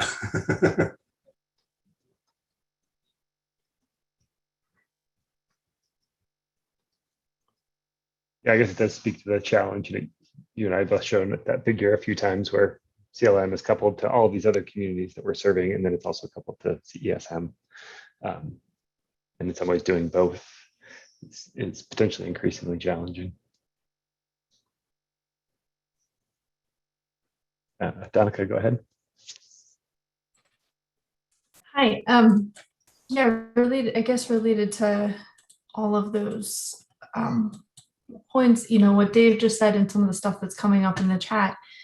I wonder if it's worth this group thinking or trying to think about ways in which we can reduce complexity but still keep the important components of the Earth system. For example, I could see reducing complexity would mean turning off crops, but crops actually do have quite a large impact on climate, and so then we're starting to get out of those. So how can we reduce complexity enough but still maintain the impacts on climate, but also understanding the ecosystem services and those feedbacks? And so I think we just need to be strategic in thinking about how we move forward with some of this, instead of just continually adding complexity, thinking about how to maybe add these new features, but in a reduced complexity way. And I guess I just am wondering if this group can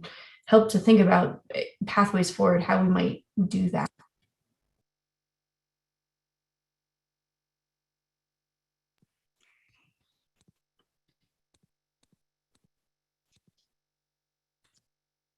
Yeah, it's a big, it's definitely a big challenge. Yeah, I guess one thing that I kind of immediately jumps to mind is if we had to put CESM 3 together now, I don't think we would use CTSM 5.1. Like by all objective metrics, it scores worse in ILAM than CLM 5 did.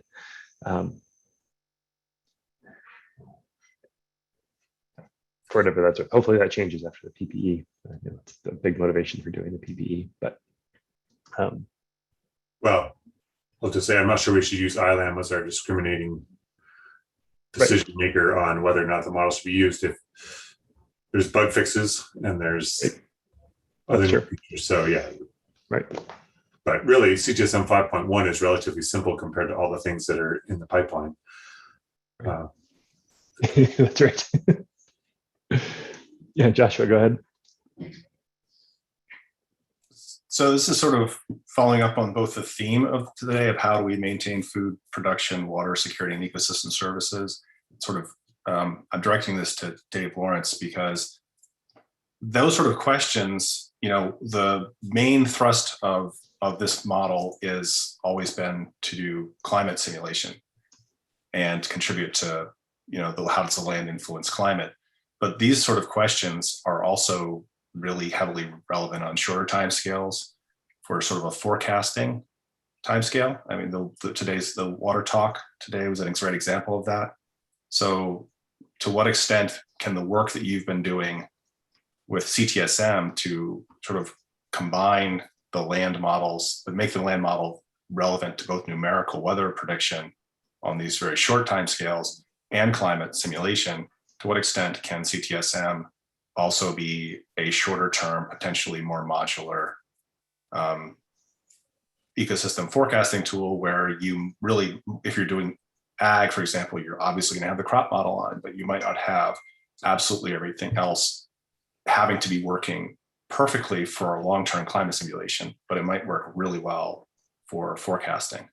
And so is that part of what this model can do, or is trying to make it do more things for more people just another way of putting too many demands on the model? Or does it make things simpler by making things that work pretty well under certain conditions, limited conditions, useful without having to make them perfect for everything? I do think we can and do obviously already use CTSM for many things other than a long-term climate simulation. And you can make all sorts of decisions. FATES really hasn't been run in a long-term climate simulation yet. People are getting very productive CTSM FATES, research. And we're getting close on water management to be able to do that as well. So yeah, that's definitely, I think we're going to maintain that. My question is, I guess where I'm really thinking is, when do we need to decide what we're going to push for that would go into a fully coupled or system model simulation for the next generation model? And maybe one way of discriminating on that is to say, just think about that really interesting CSM simulations that we heard about yesterday. That the large ensemble, the decadal prediction, the single forcing experiments, the regional refined. What would you be like disappointed not to be able to look at in the next large ensemble that we wished we had? That might be one way of saying, that's what we're going to try to push for. And then other things we can do outside of the context of a fully coupled transient CSM simulations. Yeah, it definitely speaks to wanting to have FATES like that. The large ensemble has some crazy major events, droughts, floods, that sort of things that should happen in the model. But the carbon cycle response is pretty, doesn't really care. We probably should in the real world. Well, and this goes to a lot of the comments that are going on in the chat. And so if you have a minute, scroll through, a lot of these comments are exactly what Dave was saying. How do we prioritize these things? Which things do we turn on so that we can run it coupled? And so the discussion is really running in parallel. Adriana, go ahead.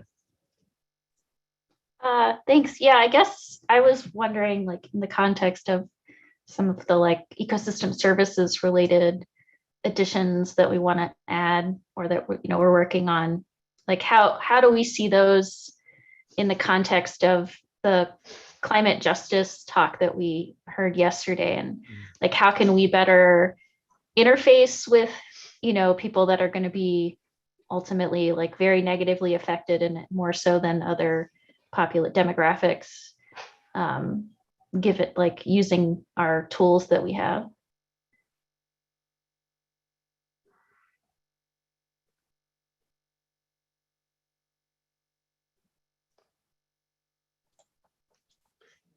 I think That's a good ecosystem question. services definitely lends itself to talking about targeted impacts on different regions.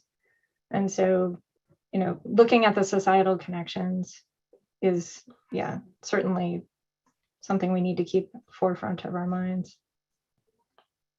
Yeah, I'm curious. Andy's hand's up, so maybe I'll just kind of tee this up if you want to answer it or not, Andy.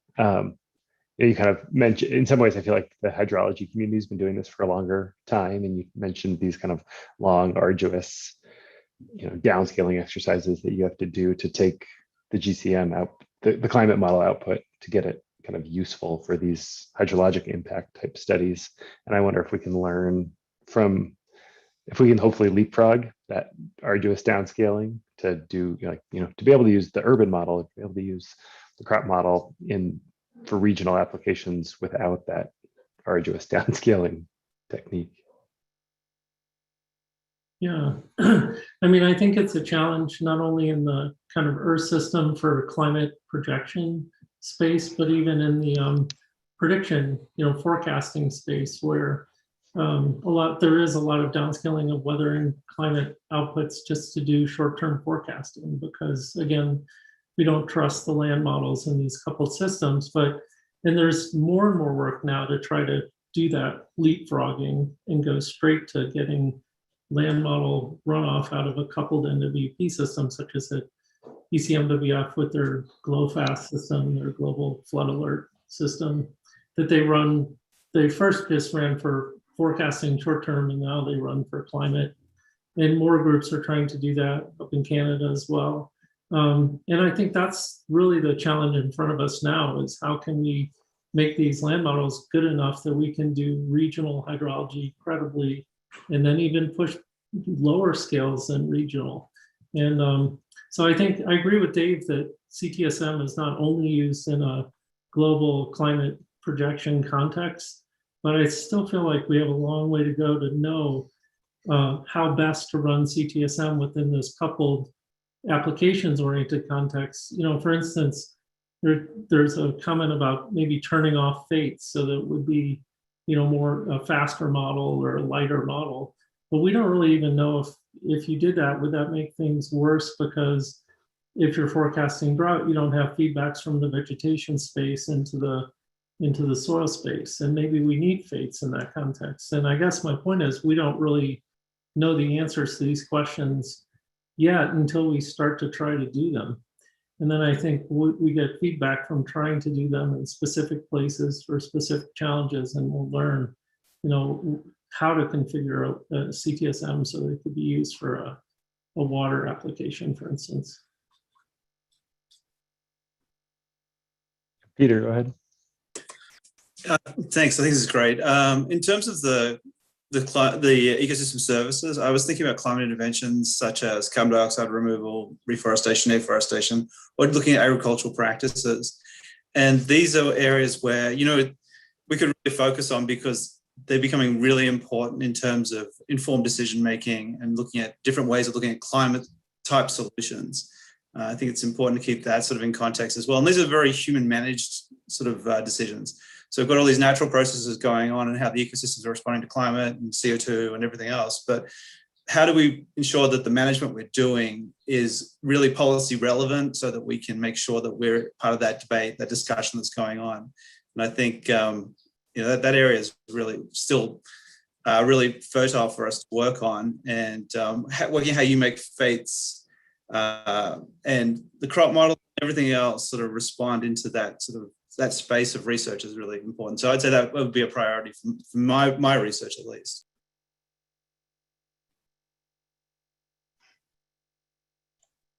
I just want to say we have about 7 minutes.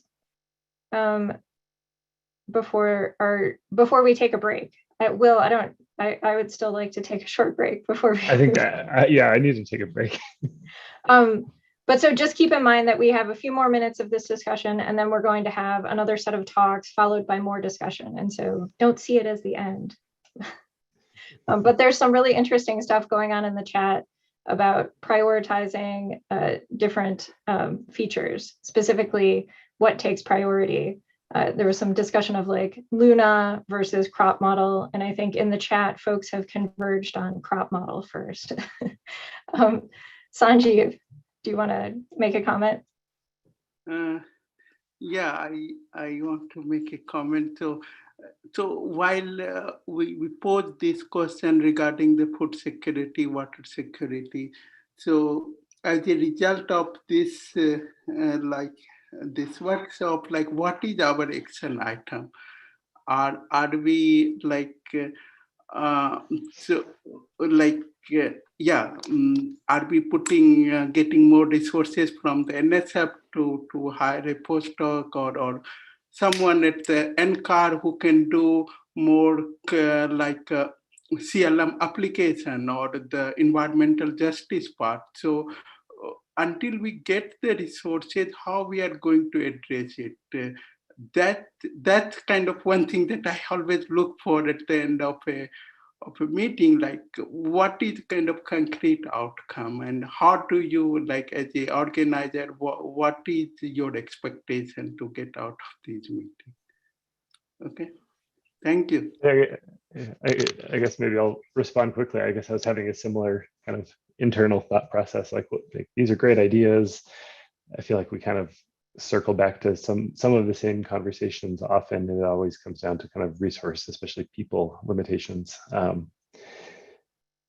don't see that changing in the short term, but I do wonder if some sort of, group effort, some sort of paper kind of articulating the vision of where we think we might like this to go would be useful, to kind of as a roadmap of like, putting a flag in the ground and saying this is a place that we think we can contribute, and here's what we need to make it happen.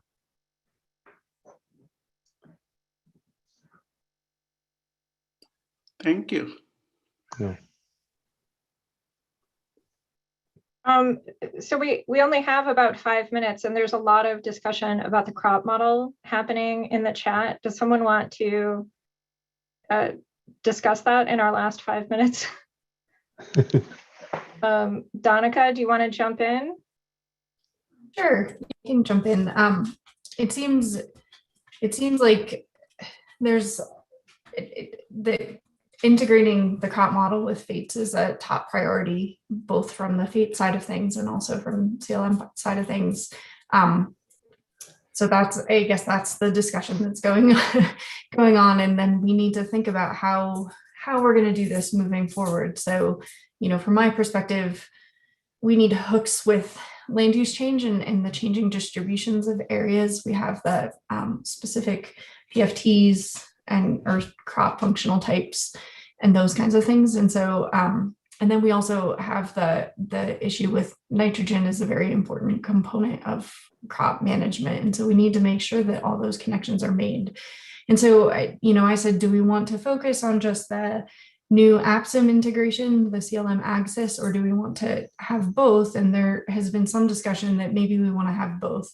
The problem with that is that the current crop model is not modular. So it would actually take a fair amount of work to integrate that. So, that's just a thing that I think we need to keep in mind as we are moving forward. And I don't, it's going to require a lot of help, at least from my perspective, from the software engineers that are, that know both CLM and FATES in order to move this forward. So that is we just have to decide when to start and how to start if we're going to do that. So I think it'll allow us to answer a lot of really interesting questions though, if we do that, and it will allow the FATES integration in CLM or to move forward quite well or more easily.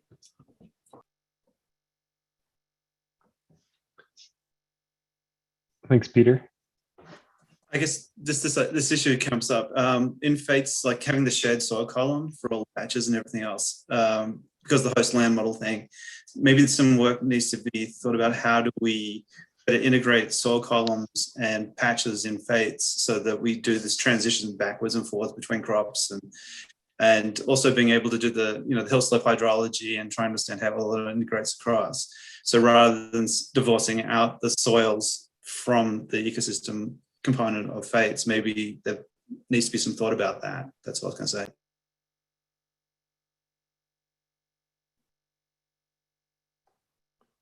Yes, Stephanie? Regarding crops and transient simulations in a climate perspective with fates, I was wondering about how the yield and capacity change of the typical crops is represented. Like if you look at the wheat, for example, for the last 100 years, the yield and so on changed a lot, and also the CO2 capture all the properties of the crops. So if you run with fates in this perspective and a crop model, I just wonder how this could be implemented. I guess maybe I'll highlight Eric's comment in the chat. Now it's gotten buried. At some point, Eric was talking about kind of what our plan is. Eric, I don't know if you want to unmute yourself and kind of describe this, or Dave, if you want to.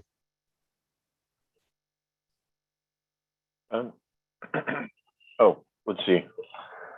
I am here. I taped over my. There we go.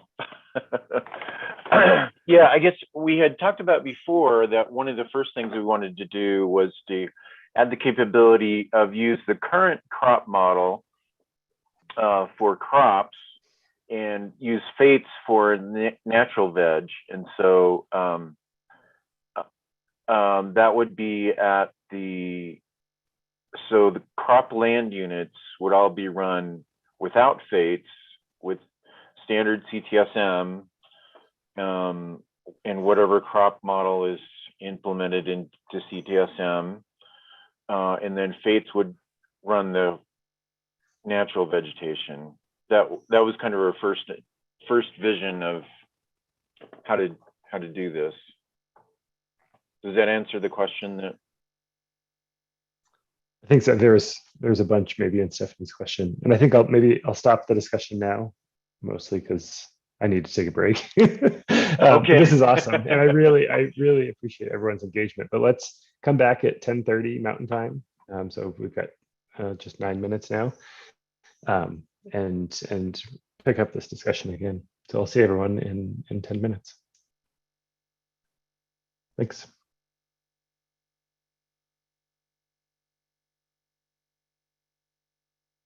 Okay. Thanks, everybody.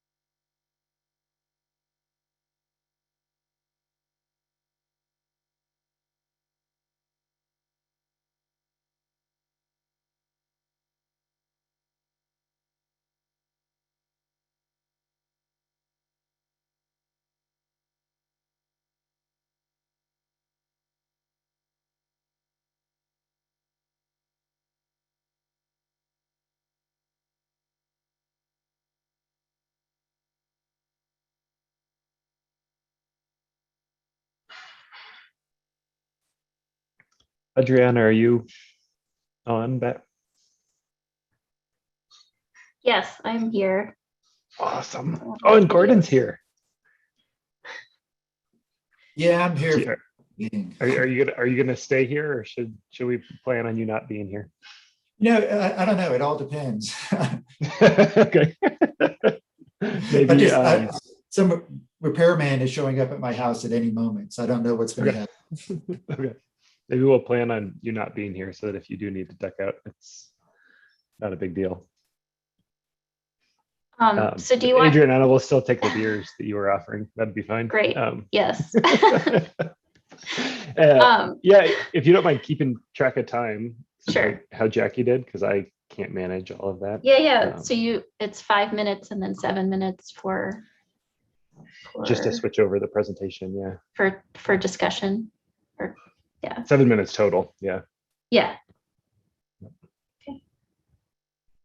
That would be awesome. Thank you.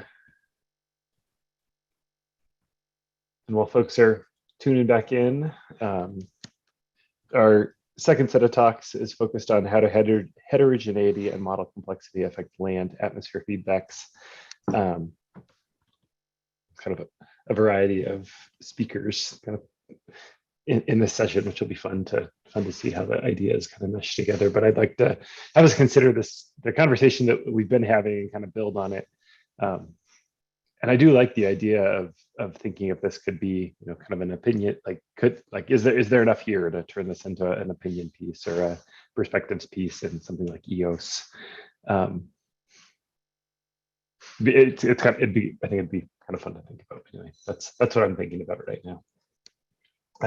So I'll go ahead and pull up Sean's presentation. And Sean, you can go ahead and unmute yourself and come to the floor.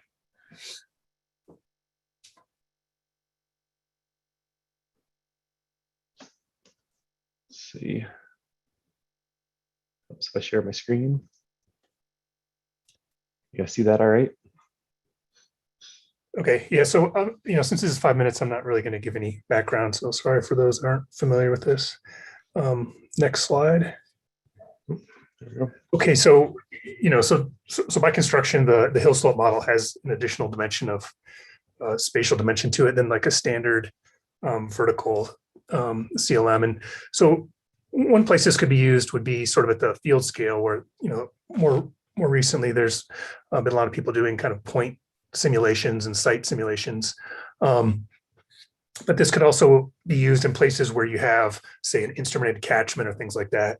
And in that case, these are just showing various kinds of topographic derived variables that are used as inputs to the hill slope model. And down here, you can see all the various catchments in this region. But if you picked a single catchment, you can actually go to that and derive various hill slope quantities. So, for example, here it'd be like hill slope height versus distance, et cetera. So it'd all be specific to the actual field site that you're looking at. Next slide.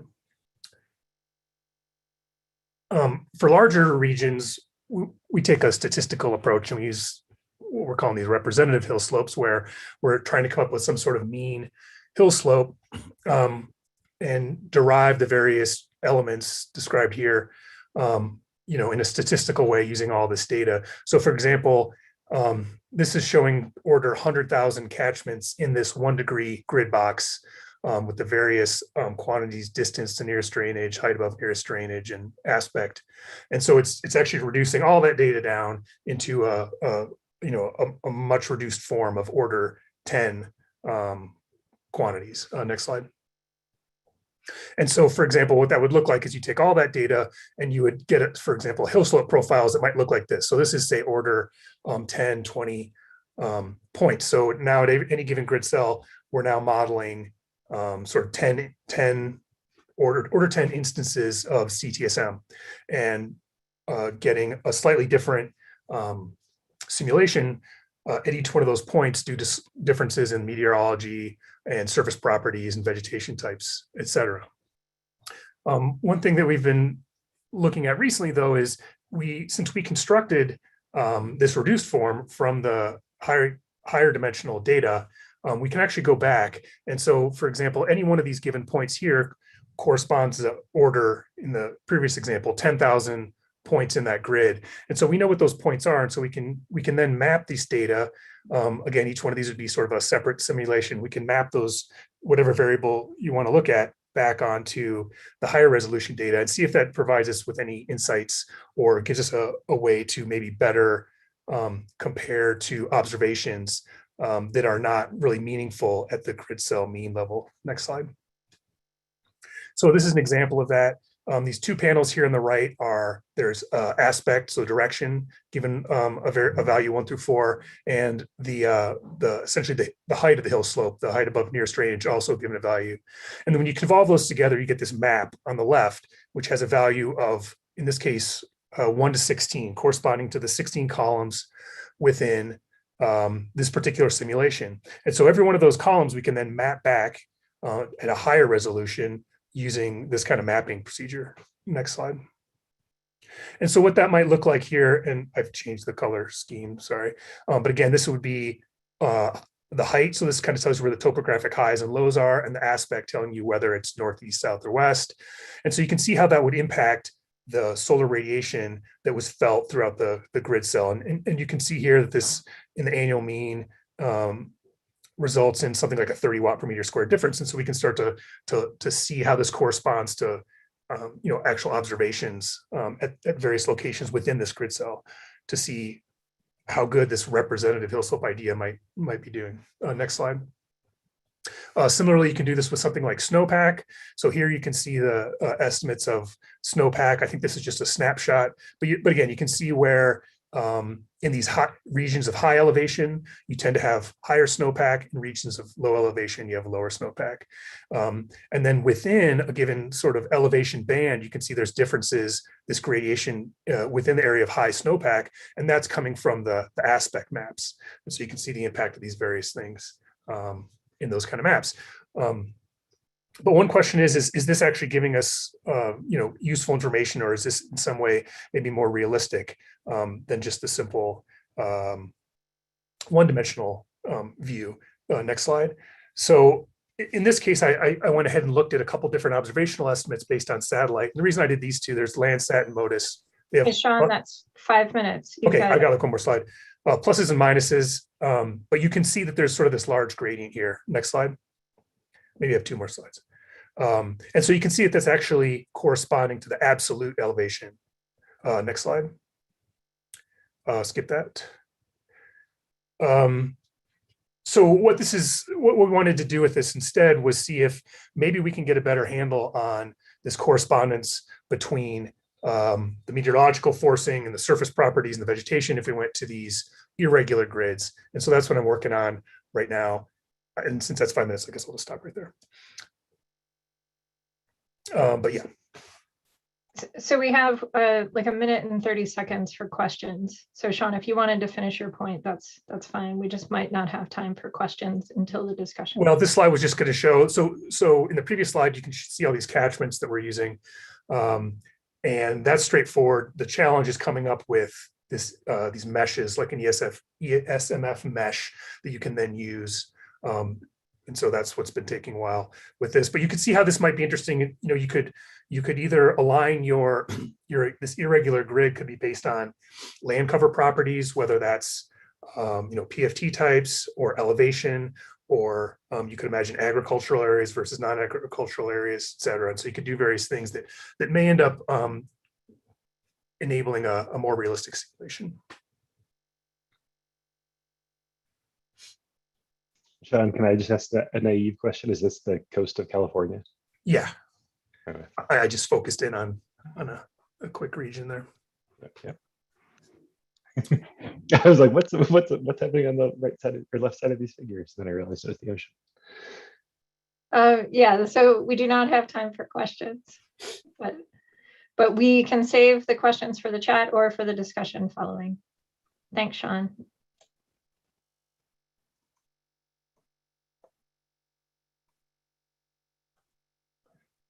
All right, Meg, you're up next. I'm trying to, I didn't mean to stop my share, but now you should be able to see it.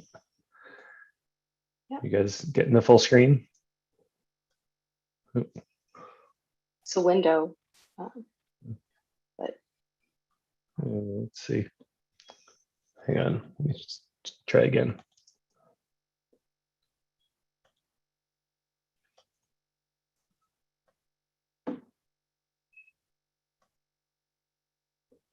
My second bigger. How's that? Perfect. All right, go ahead. Cool, thanks, Will. So today I wanted to talk just really high level on some of the efforts that were going on to figure out how we can leverage subgrid heterogeneity to hopefully improve land atmosphere interactions, which is work I've been doing with Dave Lawrence, Rich Neal, and Nate Cheney at Duke. So next slide. So I think you've all seen this figure in particular quite a few times, but when we think about the levels of subgrid heterogeneity that exist in CESM, I want to focus on what exists in CLM and CAM. And on the land side, within a single grid cell, what's really nice is that you have all these different land surface types. And so you can have urban area and lake and different types of PFTs on vegetated columns all kind of coexisting. And you can imagine that each of those patches has different temperatures and humidities associated with them. If we advance to the next, CAM also has representations of subgrid heterogeneity. In CAM 6, this is mostly through the club parameterization. I'm not going to go through all of how club works, but ultimately it's a way of representing subgrid variability in vertical velocity, which is W, temperature, potential temperature in this case, theta L, and humidity, Q sub T. And it does that by assuming a double Gaussian. And so what I'm showing here in these two panels below is in two different grid cells, if you want to understand the subgrid distribution of vertical velocity, you can imagine there's some skewness and some variance associated with that comes through these probability density functions. So you have some estimate of the level of turbulence, how strong the updrafts are, et cetera, in the atmospheric model. If you advance again, what that leaves us with is a question of how we can actually leverage subgrid heterogeneity that exists in both of these model components, the land and the atmosphere, to alter the way that the land and atmosphere interact in CESM. So next slide. So one of the ways that this is currently being thought about is through an ongoing effort, CLASP. It's a climate process team, where CLASP stands for the coupling of land and atmospheric subgrid parameterizations. It's a big multi-institutional effort that's really trying to figure out how we can tell the atmosphere something about the different types of land surfaces that might exist within a single grid cell. So here at NCAR, we're doing this within CESM. And we're developing a new CLM module that allows us to communicate that subgrid heterogeneity up to CAM. And again, I'm not going to go through the details here of how we actually do that, but I do want to highlight there are two options for how you represent the surface. So one of which is a homogeneous option, sort of a business as usual approach, where we just tell the atmosphere about the grid cell mean values that are coming out of the land. On the flip side, we have a heterogeneous approach now that can convey some information about how much heterogeneity there is at the surface. And so if you'll advance again, what we're seeing is that the good news is that heterogeneity does have an impact on the atmosphere. So I'm looking at single column CAM simulations. This is over 3 months in the summer of 2015, centered at the ARM Southern Great Plains site in Oklahoma. And this is over those 3 months, what's the mean diurnal cycle of 2-meter temperature and humidity. And when we have a heterogeneous surface, which is in blue, you wind up with a warmer and wetter surface than assuming a homogeneous surface, which is in red. And so there are these differences that are coming through, which is reassuring. Next slide. On the flip side of CLASP, we're also looking at how you can take the heterogeneity that's in club and actually hopefully impact the surface flux biases in particular. So not just land to atmosphere heterogeneity, but atmospheric heterogeneity down to land. So one of the things that I wanted to highlight is that if we look at, for example, the Southern Pacific Ocean, these are seasonal averages over about 30 years. And if we look at June, July, and August in particular, we're looking at a 2D histogram. So along the x-axis is planetary boundary layer height, so different bins representing generally synoptic conditions. On the y-axis is vertical velocity variance. That's something we get out of club, one of those high order moments. And then the shading represents the latent heat flux bias in the region. And you can see that there's sort of this relationship, certainly as you move from left to right along each of these panels. But even as you move from the lower left corner to the upper right corner, you can move from having really strong negative flux biases when you have low boundary layer heights and low velocity variance to having really strong positive biases in the flip side where you have deep boundary layers and strong turbulence. And so if we advance again, ultimately, the biggest takeaway is that there are a lot of opportunities to impact the way the land and atmosphere interact in CESM just by taking advantage of the multitude of heterogeneity that exists right now within the land and the atmosphere. So we're really close to running multi-year global 3D simulations in the class project to understand more generally what land's heterogeneity does to the atmosphere and climate. And then we're looking at maybe implementing something like gustiness formulation in CAM to reduce precipitation and flux biases. So I'll leave it there. Thanks. Perfect timing. 2 minutes for questions.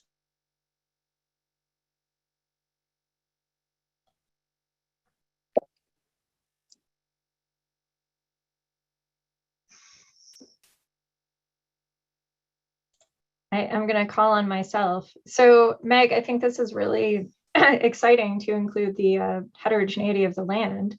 Have you guys talked about how this might work with fates? Yeah, that's a great question. So we talked about it briefly at the beginning. First goal is get it into CLM, kind of a simpler approach, and see if it matters. Hopefully then getting it into fates is a goal, but it's further down the line. So. Laura, go ahead. Yeah, I just was wondering which quantities are being passed, like the distributions of which quantities are being passed with respect to the land surface properties. Yeah, that's a great question. So what we're doing is kind of taking advantage of the fact that Club has those variances and skews attached to it. And we're computing those within the land side now. So we're looking at the variances of temperature and humidity in particular, and how that can be passed up through the Club parameters. Okay, but not like momentum or any of the dynamic. Yeah, we tested adding in some of the vertical velocity parameters. They didn't have as big of an impact compared to the temperature and humidity, but you can, absolutely. Yeah. Thanks. This is exciting.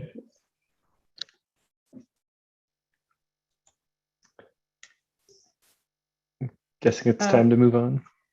Yeah, I will time myself.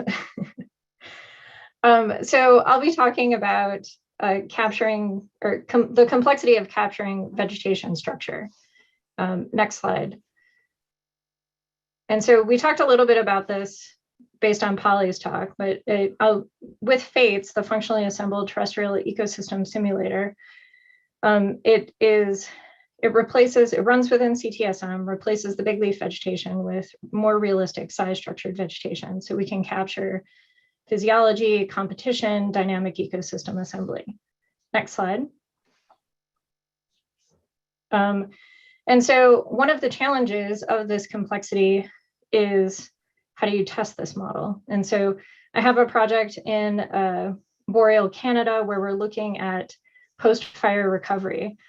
And so within Canada, the UVFME model operates there and it captures forest dynamics.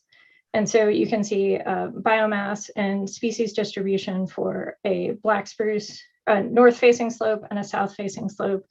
And this model has been evaluated at multiple sites across Alaska and Canada. And so it performs really well.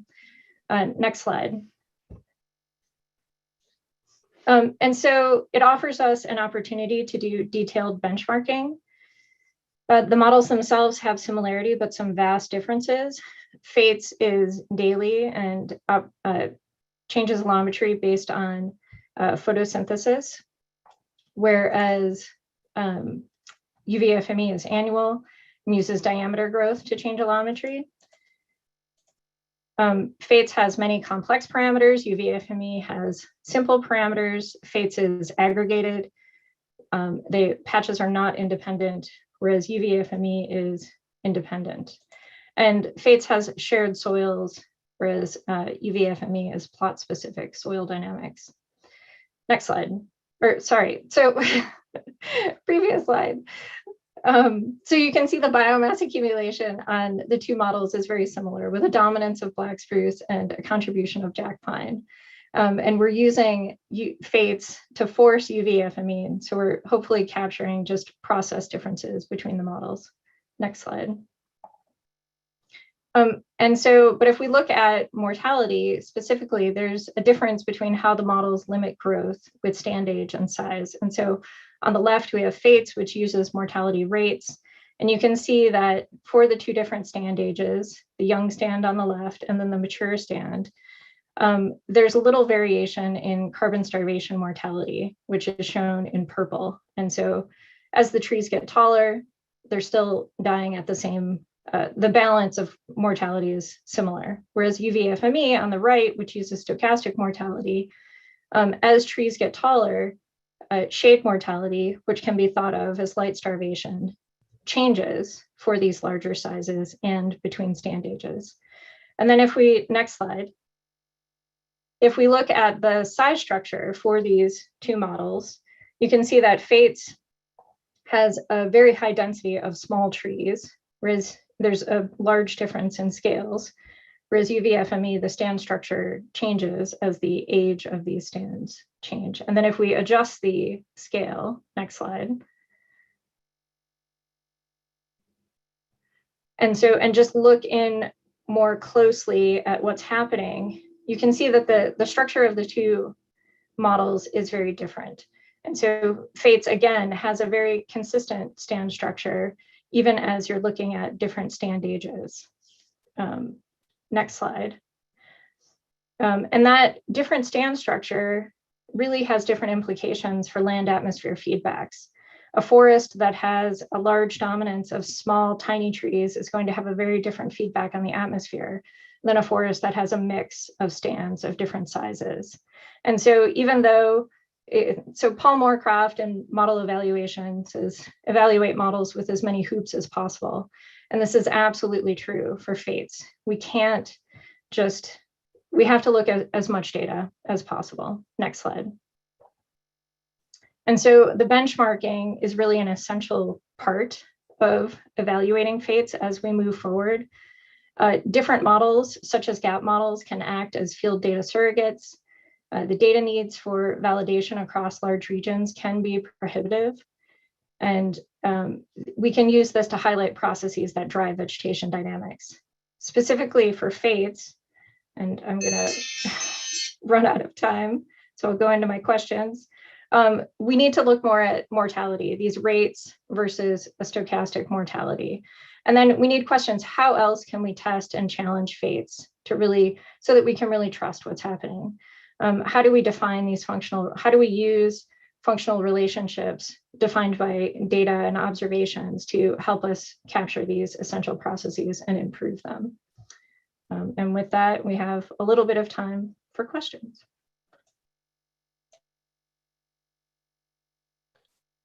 Jackie, Rosie, go ahead. I guess I have just a methods question on how do you drive the UVFME with FATES? What do you pass into it? Good question. And so we pass over temperature, precipitation, solar radiation, soil moisture parameters. Adriana, help me remember if I'm forgetting something here. Yeah, active layer depth, soil moisture, and I think ice and water content, and then yeah, wind speed, relative humidity, and then temperature and precip, and solar radiation, right? Right. Okay. So like driving it like with the sort of soil moisture conditions and meteorology, but everything else is free. Right. So we wanted to kind of eliminate the differences between, you know, like the FATES/CLM kind of like environmental driver simulations. So we just wanted to look at only like if the trees or the cohorts are seeing the same environment, how do they differ in terms of how they respond to that environment?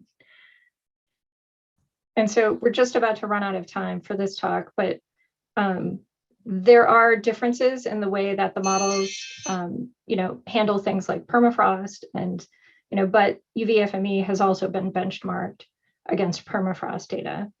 But yes, the driving data and how the models are different is an important piece of this, and so we were trying to make them as similar as possible. Great, thanks. Rosie has some new thoughts on Fates SP that she'd like to share. Go ahead. Okay, good. Can you hear me? It's all right.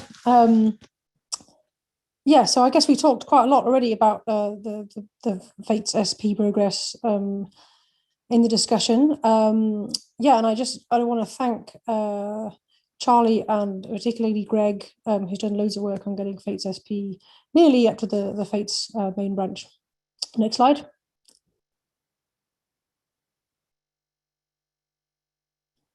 So yeah, so I mean, so we have this kind of overall hydrology and Fates of some, well, lots of effort on, I guess, increasing model complexity, adding in processes we think are important to controlling ecosystem responses to climate, including nutrients, crown damage. Jesse Needham's been implementing in the model plant hydraulics. Obviously, that's kind of a long-term project of ours.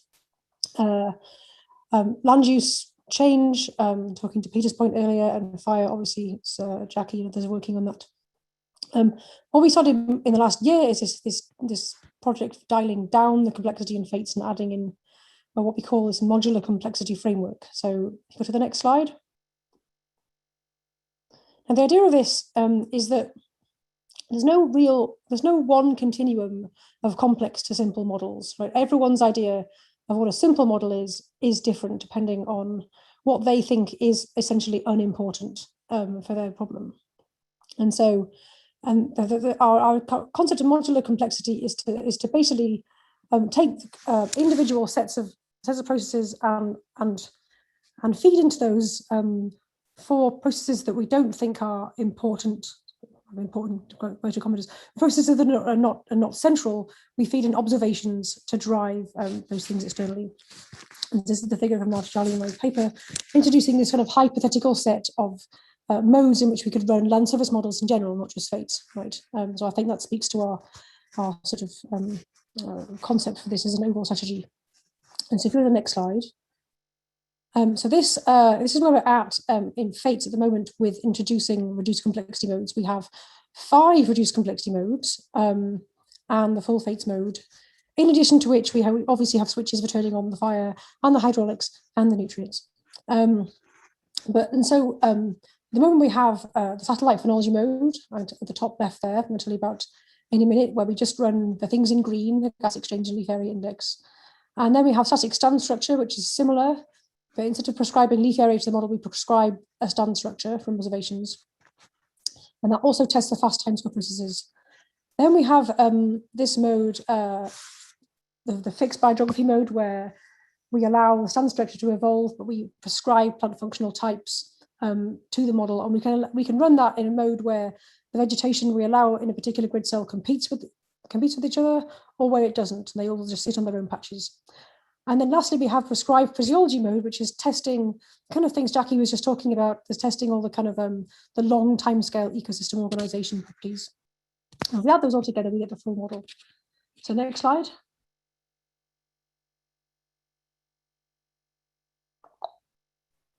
Sorry, it's not going for some reason. The lag is technological. Maybe this. Huh. Let me try something. I don't know why it's not going. There it goes. There you go. All right, great. Right, so just to kind of zoom in on this. So yeah, in satellite phenology mode, we only do the things in green and we turn off all the things in pink. And that allows us to isolate the fact that the model, only some parameters in CLM Fates control gas exchange. And of course, that includes everything upstream of GPP. So it includes everything to do with hydrology, everything to do with all the plant hydraulics, if that's on, everything to do with photosynthesis. But that is still nevertheless a much smaller subset of model components than we would be tackling if we tried to calculate the entire model all at once, as we kind of attempted to do in the past. Next slide. And so I've been kind of like playing with this comparison between the CLM big leaf mode, the CLM big leaf satellite phenology mode and the Fates satellite phenology mode, and trying to get to a point where I can compare them directly. And that so far has actually been super useful from the perspective of like cleaning up what's happening inside the fast tense processes in Fates So I found an issue in my implementation of crops in SP mode. We found that the impact of day length adjustment, which is not happening in FATES, is quite large. Found a bug in the handling of semi index that we're now fixing. We found an issue to do with how FATES radiation transfer layering system impacts the answers. And we've found a strange sort of impact of the collapse smoothing parameters that we'd originally taken out in FATES on water use efficiency, which we didn't actually look at when we were taking it out. So that's actually changed the water use efficiency of the model quite substantially, and we're going to go back and look at it. But we wouldn't have known about that if we hadn't had an SP mode to fix it. And that's the kind of thing that I think will increase confidence in our model as we go forward, like through this cascade of different SP modes trying to like nail down their behavior. So next slide. I think it's my last one. Oh no, yeah. And so the next stage with this is to do this calibration effort. This is the kind of error space on GPP if you change stomatal slope and VC max, which are obviously the two biggest parameters inside of SP mode. Next slide.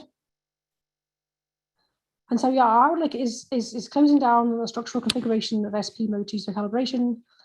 And then I guess I kind of envisaged that we might have like an orderly transition to CTSM where we have like FATES SP comes in first, followed by no comp mode, followed by our fixed biogeography mode, and then FATES full mode, as they're all pulled into shape. And I think that would be a really nice way of making ourselves, you know, having more sanity about the process of calibrating the model than we had before. You know, the problem before when we calibrated CR5 is that we tried to do all the things all at the same time. And I think if we kind of go in with this deliberate strategy of adding one thing at a time, it will be really helpful. And actually in the last couple of days, I actually had a few ideas for things that go in between FATES SP and no comp to think about, you know, calibrating the processes that affect LAI and biomass and isolation. In the meantime, these modes provide options for huge amounts of interesting science. Loads of work's going on in the higher representations.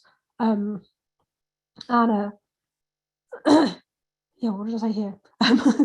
Oh yeah, just I wanted to thank the software engineers for making this ever-expanding test suite, which catches places where the new modes break existing code. And that's what we've been working through.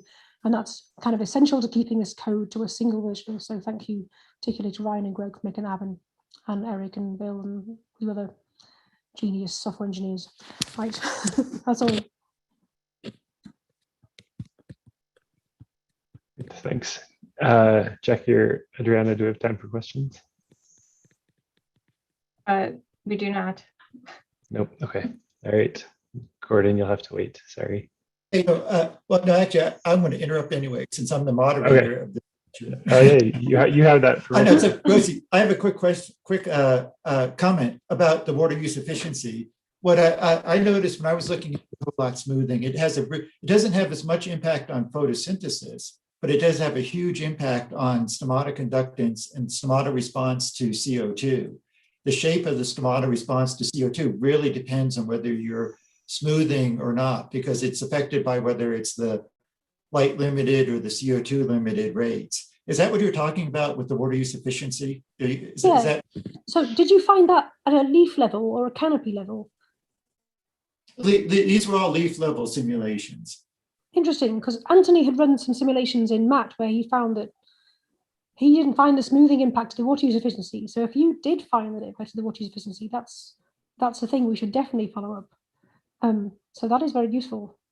Yeah, it was the stomata response to CO2 was really greatly affected by whether you were smoothing or not, because the shape of it differs depending upon whether you're the light limited or the CO2 limited side of the curves.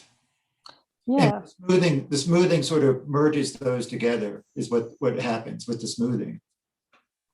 Okay. I mean, could the present day response to smoothing be a function of CO2, like if you did that experiment, high and low CO2? Anyway, we should definitely follow up on this. Yeah. I should let Brett Harris go. Thanks. And Brett is one of the newest members of NCAR now, formerly of University of Utah. Go ahead. Yeah, thanks, Will. Thanks for the introduction. Yeah, I'm happy to be part of NCAR now. And can you hear me okay? Yep. Okay, cool. And although it's a bit weird joining in the middle of the pandemic, but hope to be there soon. So I've collaborated through the University of Utah before in using CLM 4.5 and 5, and also collaborated with the DART group using CLM 5 and DART. So I'll talk a little bit about that today. Next slide.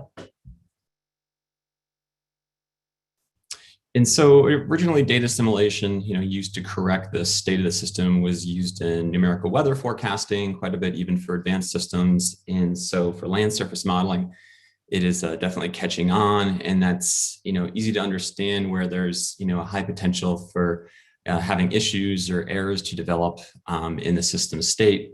And this can be due to initial condition errors, structural errors within the model, and scenario uncertainty, whether it's like boundary conditions, if you're using like a data atmosphere. And so the cool thing about data assimilation is you run your model and then you can correct it on the fly, give a forecast period to give the best prediction possible. And then you run this in parallel. It's not like this takes the place of model development. You continue to develop your model, but then you use this as kind of a tool to give the best prediction possible. And it helps for management decisions. Next slide. And so some of the work that I've been doing now, this paper on the left was just recently accepted. And so here we're ingesting remotely sensed above ground biomass and leaf area observations across the Western United States. And I should say one of the reasons why we're doing this is, obviously the Western United States, the complex terrain makes it very difficult to simulate this due to the high heterogeneity. And one of the reasons why it's exciting to see the hill slope hydrology being developed as well. But if you're using CLM 5.0, one way to do this is through adjusting the model state. And so what we have done so far is adjusted the biomass related variables, carbon and nitrogen and leaf area across the Western United States directly through the system. And then this influences other related variables like soil carbon, soil water, subsurface soil water, and of course the carbon fluxes. So if you get a better idea of what the state of the system is, you can get a better representation of the fluxes. And so where we hope to be going with this, of course, areas like the Western United States are water limited. And so with more remotely sensed observations like solar induced fluorescence, with that relationship with the GPP, we can get an even better idea of the carbon cycling. And also we have a network of SNOTEL or SWE sites. So not just taking into account snow cover, but water mass within the snow. And right now we're working on adjusting the snow layers, the SWE directly, and the subsurface soil water because of that strong linkage to the carbon cycle. And these SNOTEL sites are point level, but the way that the system works, of course, is that they have kind of a range of influence horizontally so that you can use even point estimates to give you a regional update. And there are other data products out there, I'll get more into that later, like SMOS, SMAP, that have, can give you an idea of global soil moisture or snow cover. One of the things you have to be careful of with regional data products is the product uncertainty, which is often not well quantified or sometimes under quantified, my experience. Next slide. And so one of the other things we're working on is changing maybe the specificity of the updates to the PFTs or columns within CLM5. So the way that it works now, our present approach in the top row is, say we're taking remotely sensed observed biomass on the top right there, and we're comparing that to the model estimate of biomass and call that the Ensemble estimated observation in green there in the prior. So we use that information to update that in a Bayesian sense to create a posterior and updated biomass. And so that's the x-axis there. We're updating the biomass. We use that relationship with the unobserved variables on the y-axis. So things like the specific PFTs or the crop functional types, we linearly regress that update onto all those variables, columns as well, to update the entire system. And so we need CLM, that covariance between what is observed and what is unobserved, to make that correction. In the future, the bottom row, with an improving Earth system measurements like this land cover product, for example, high resolution, we can actually add more metadata to perhaps a coarse biomass observation data set and only only correct for the specific PFT responsible for that observation. So, in the DART, the data assimilation world, it's called localizing on the specific state space. Next slide. And so I just wanted to emphasize the advancement both in models and observations are happening together. And so on the top row, we have an expanding satellite network, expanding land surface properties that we're also monitoring. So it's a kind of an exciting time for this. And so, the figure just essentially shows that there's increasing coverage, increasing spatial resolution and temporal resolution.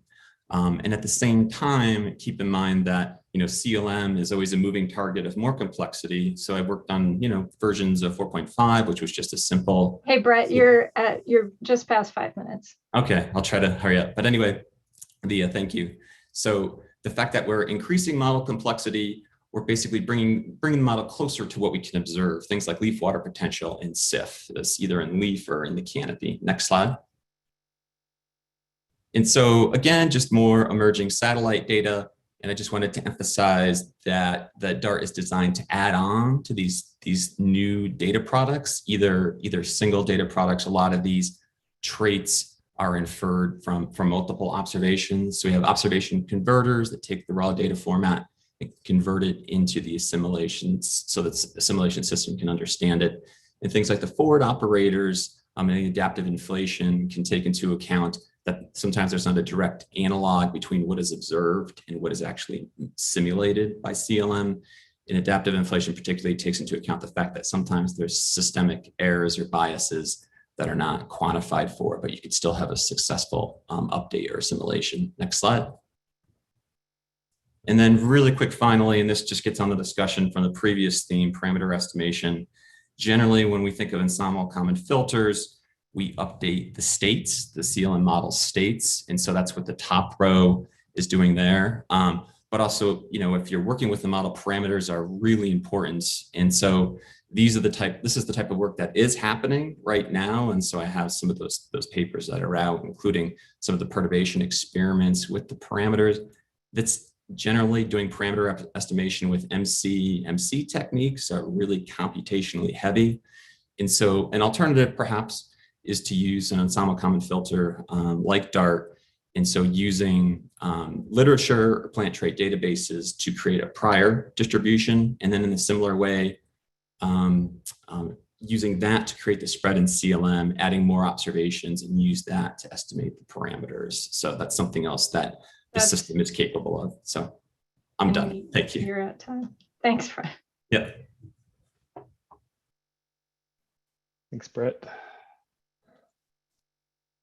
And last, Marisa.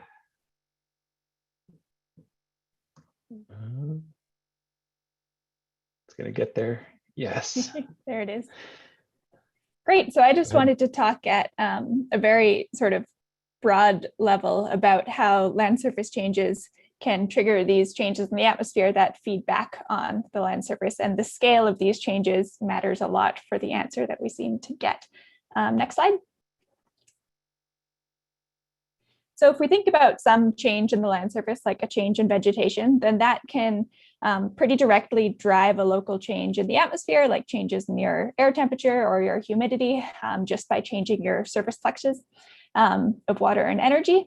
And those local changes in the atmosphere can also include things like near surface wind speeds that can end up triggering these sort of larger responses in the atmosphere. Just because the atmosphere isn't stationary, it can sort of blow around at the very minimum. It can sort of drift to plants next door.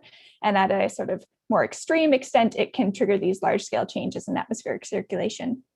And in addition to these sort of basic responses of like changes in temperature or changes in humidity, you can also get more dramatic changes like changes in cloud cover or changes in precipitation. And you can imagine those atmospheric responses having a pretty big impact on vegetation, both in the place where you had that initial change, as well as in these remote regions that can be either right next door or really far away. And I think there's two big questions that we don't have particularly good answers to yet with respect to this general topic. And that's the first one being, how big of a kick do you need to make to the land surface in order for the atmosphere to actually respond in any significant way? And secondly, how and where do clouds in particular respond to these changes in the land surface? So starting off with that first question, next slide. You can think about this in sort of two extremes, and most land surface changes would be falling somewhere between these two extremes. So on the left, we have continental or global scale changes in vegetation. And many studies have shown this over the past several decades, that if you have a really drastic perturbation to your land surface, you can trigger very drastic, large scale atmospheric responses. In particular, what the figure is showing you is the change in precipitation in summertime in a model simulation where you have basically totally dry soil on the bottom and totally wet soil on the top. So you can see you get very different atmospheric precipitation patterns over land and even to some extent over the ocean, depending on this drastic kick you've made to the land surface. On the other hand, if you look on the right, what you're seeing is on the top, a sort of false color image of a forest where the green is trees and the brown is dirt. And on the bottom, an infrared image of that same forest where the purple colors are very cool and the yellow colors are very hot. So then you could imagine if you went into this forest and chopped down a single tree, you might be locally changing your temperature just in that region of the one tree by a lot, but you're probably not going to be changing your global scale precipitation patterns by chopping down one tree. But somewhere in between these two extremes is actual land use. And I think there's still a big question of how big of a, how many trees do you need to chop down before the atmosphere takes notice? Next slide. So unfortunately, that's makes our job complicated because it means that the atmospheric response to some vegetation change is going to be some non-trivial combination of where you're changing the plants, how big you're kicking the land surface, and the timing of this change, as well as many other things. Next slide. And one of the big ways that these changes in the vegetation can modify this coupling between the land and the atmosphere is through cloud cover. And this varies a lot on the scale that you're actually looking at your change in vegetation. So on the very left side of this, if you think about deforestation on the scale of sort of a few hundred meters to a couple kilometers, then you can get changes like grasslands leading to much more shallow, bright cloud cover, whereas forests are leading to much deeper convection. But then if you change that scale of deforestation to sort of a few tens of kilometers, which is what the middle panel is showing, then you can start to set up these little regional circulations where you get sort of uplift on one side of your clear cut and down drafts on the other side. And that's a pretty fundamentally different atmospheric response than just a very local change in your uplift or downdrafts. And of course, on the very far right, the extreme is if you just went and chopped down an entire continent's worth of forests, then you're going to get, again, a very different response in your water cycle and your precipitation than if you have these sort of patchy heterogeneities in your deforestation. Next slide. And this happens for lots of reasons that the land surface can alter these cloud cover formations. It can happen through changes in evaporation, through changes in sensible heating or uplift, and through changes in little bits of stuff, so CCN, cloud condensation nuclei in the atmosphere. And you can imagine, if we just think about the first two, a change in vegetation leading to an increase in water into the atmosphere, and that could lead to more cloud cover. But you could also imagine the opposite, where if you have a decrease in evaporation and instead an increase in sort of turbulent motion, so sensible heat, you could also increase your cloud cover that way. And those are, Hey, Marisa, that's 5 minutes. Okay, super. And those are very opposite responses, but they can both lead to an increase in cloud cover. Can you skip ahead 2 slides? And this change in cloud cover matters because it feeds back on the land surface. So on the left, this is a change in temperature in response to decreasing land evaporation without a response in clouds, and the same change in temperature if you let the atmosphere respond. Next slide. I promise I'll be quick. I just want to point out that this matters not only for physical climate, but also for the carbon cycle, because changes in cloud cover change your partitioning between direct and diffuse radiation, and that matters a lot for photosynthesis. And next slide. That's one you've already seen, and that's just to wrap up that these are sort of, I think, 2 big questions that matter with respect to our coupling between the land surface and the atmosphere. And Meg already addressed some of these heterogeneities in that they change how your atmosphere responds. I'm done. Thanks. Jackie already called out the cat. I think that is important to consider in our simulations. I think we might be out of questions for Maurice's particular talk, but I think it's kind of sets the stage nicely for a broader discussion on thinking about heterogeneity, both in what the atmosphere sees and within a hill slope, kind of across those scales. And Gordon, I don't know if you're still around or if you had to go deal with the maintenance guy who was coming. He might not be here.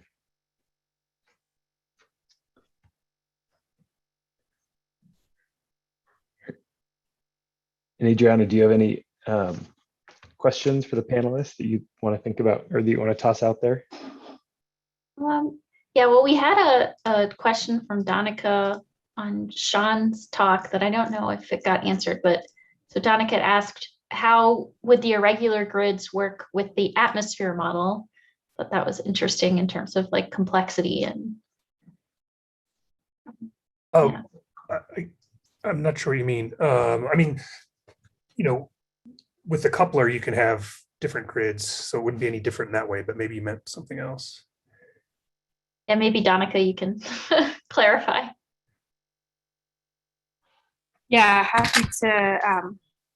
happy to clarify here. I guess I just was thinking, you know, the grids are very irregular. And so, you know, given that the atmosphere is used to seeing a square grid, you know, I guess how I was just curious how that would work and if it would change things. And then, you know, Meg followed up, I guess, with her sort of coupling land atmosphere, coupling subgrid stuff, and, you know, just thinking about those kinds of connections and how that would work within that current gridded system. Yeah, right. I don't know. It'd be interesting to see if just having a different grid would give you a different answer, but I guess there's no real apples to apples way to make that kind of comparison, because everything's going to be, I mean, the land surface will be different. It'll be responding differently because it'll be seeing a slightly different atmosphere as well, just due to how the interpolation will be different based on the gridding and stuff. So.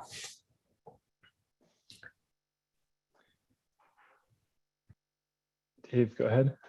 And I'll just follow up and say, you know, you can definitely run on different grids, and I think it's okay. It'll just, you know, the coupler will regrid between the two grids, and as long as they're not, their sort of standard resolution isn't that different, you know, that your irregular grid size isn't too much different to the atmosphere, it's probably going to be fine. And I think Meg's will work as well, although you'll start averaging your moments will get averaged in the coupler and sent to club.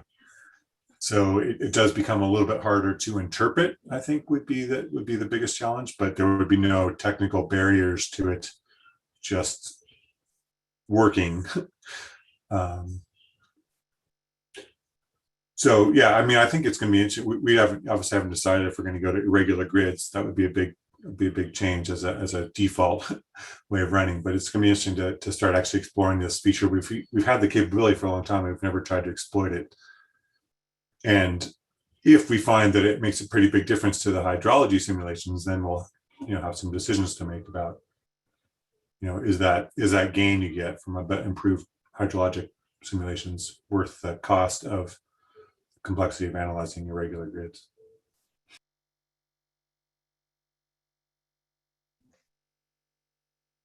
Brett, go ahead.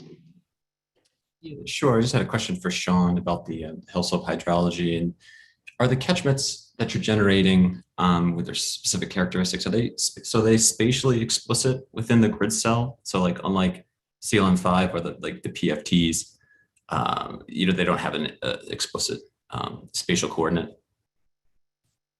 Right. No, these also, they don't have any spatial awareness of where they are within the grid cell, but they just have the spatial awareness of that they have neighbors sort of in the uphill and downhill directions and things like that. So they are connected in that way.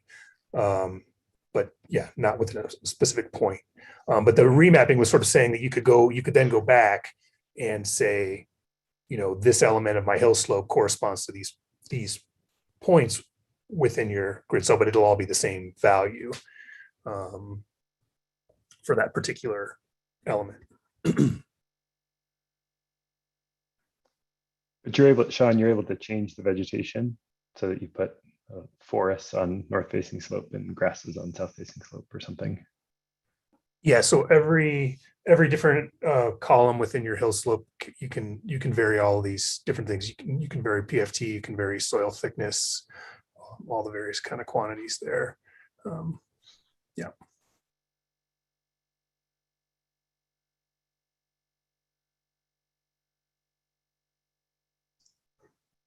I guess I had a follow-up on so I was thinking about the kind of human caused soil disturbances, and I'm wondering how that can get integrated maybe with the hill slope hydrology model, if that's something that you've been thinking about.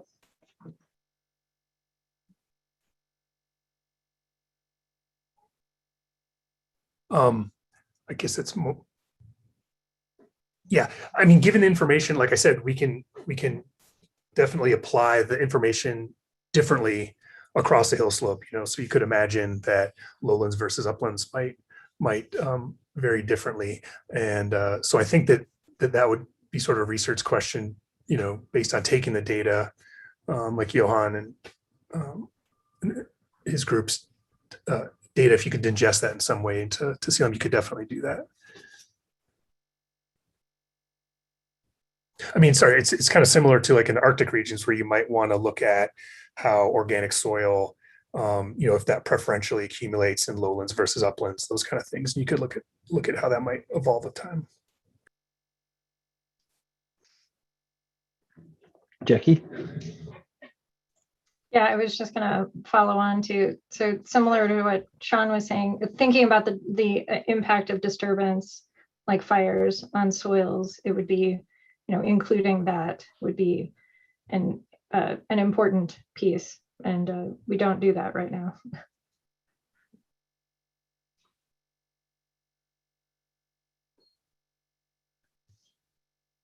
Yeah, Marisa. I had a question for Meg, so I don't want to detract from the soil stuff, but people still have questions about that. But for Meg, I was just wondering if you could clarify, in your subgrid heterogeneity fluxes that are getting passed to club, do they then get merged into a single flux that club sees, or can club handle getting past like several different neighboring fluxes in a single CAM grid cell? Yeah, that's a great question. So what we're doing is just passing a single flux. So within CLM, you basically calculate club's moments per patch. Then there's a way of averaging them together that accounts for the fact that they're, you know, different. And then you pass that grid cell mean up to club. So it's not, you're not directly telling it the heterogeneity, you're sort of accounting for it in a different way. Right. So it's a different way of averaging those surface fluxes together for CAM to see. But exactly. Just to clarify, it's not just a single flux. It's giving it a statistical representation of the distribution of fluxes. That's what. So the skewness essentially of the flux, or actually in this case, it's the state variables, which club then needs. And so club was already doing this, but it was very simply, it was essentially making its own assumption about what the variance was based on the mean values. And now we're actually, the way I sort of think about it is we're actually giving it the variance. Does that make sense? Right, because the land model is calculating them, so you might as well use them.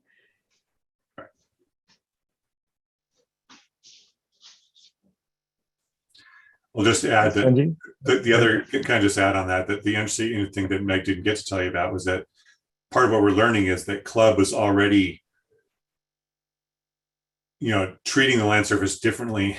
We're calculating these you know, mono stuff differently than we were doing in CLM. And so there was an inconsistency between CAM and CLM that Meg uncovered by going through this process. And a nice side benefit of all this is now we're hopefully going to have a more consistent coupling, even if you didn't do the heterogeneous, just if you did a homogeneous case.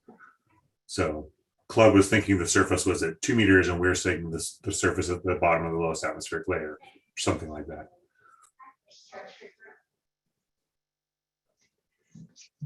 It's good. It's always a little scary what you find when you look under the hood. Sanjeev, go ahead. Yeah, this may be a naive question, but yeah, so combining what Sound presented in terms of the slope, the heterogeneity and representing each of the aspect as a kind of a single column, and this how like you get more snow on the southern like northern side compared to the northern side, other side. Uh, and Megan presented from the atmospheric side, it uses a kind of parameterization, like you have a kind of double Gaussian shape, and then what you basically need a kind of a parameter to model that double Gaussian. So if there is some common, these two are very different philosophy. In the other case, you basically parameterize the heterogeneity using a statistical function. In other case, you are modeling each at the individual column, the heterogeneity. That's kind of a very way the CLM has been built. So is there some way between we can combine these two to come up with the to parameterize the heterogeneity at the land surface, or like there is a concept of the big model where you parameterize the different infiltration capacity. Can we parameterize these features also, and that may be a easier coupling with the CLM?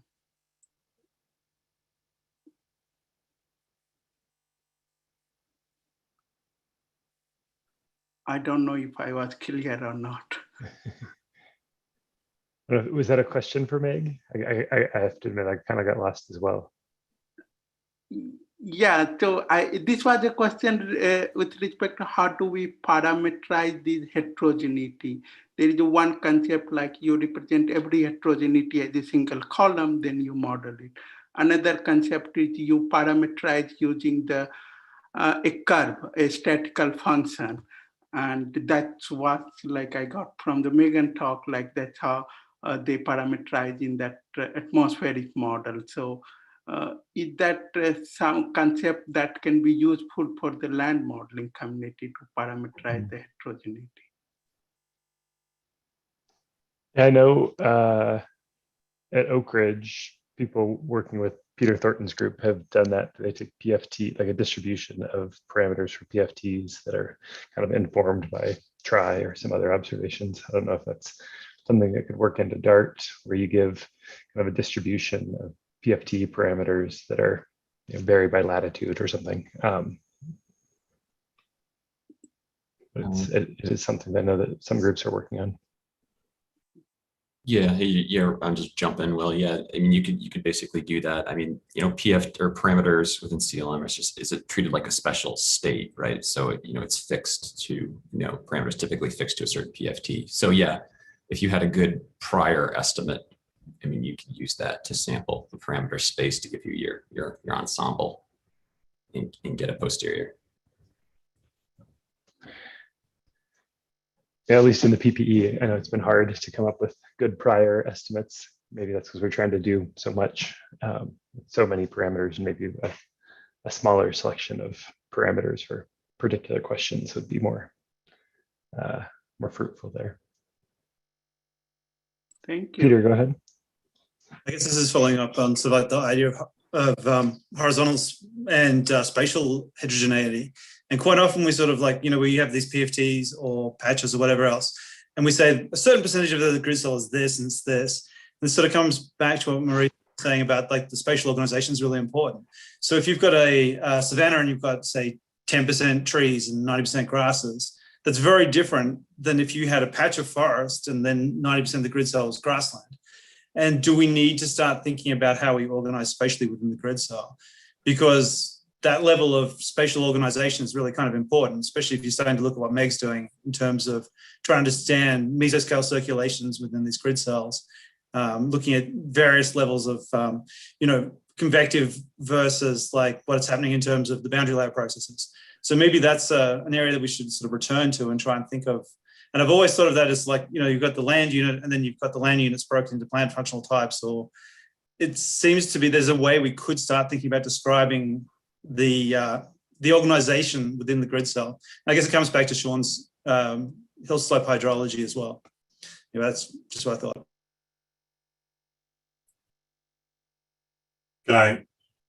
I'll just respond to that real quick, Bill. I see you're about to talk.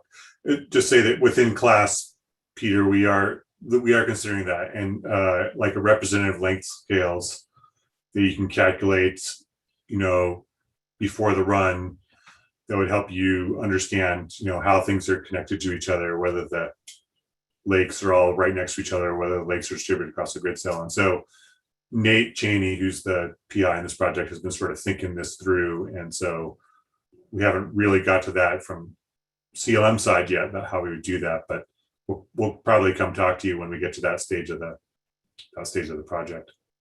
So that's great to know. Thanks, Dave. I really appreciate that. But yeah, it's going to be something more abstract, like a length scale, rather than more explicit. But I think that we want to keep some abstraction to it.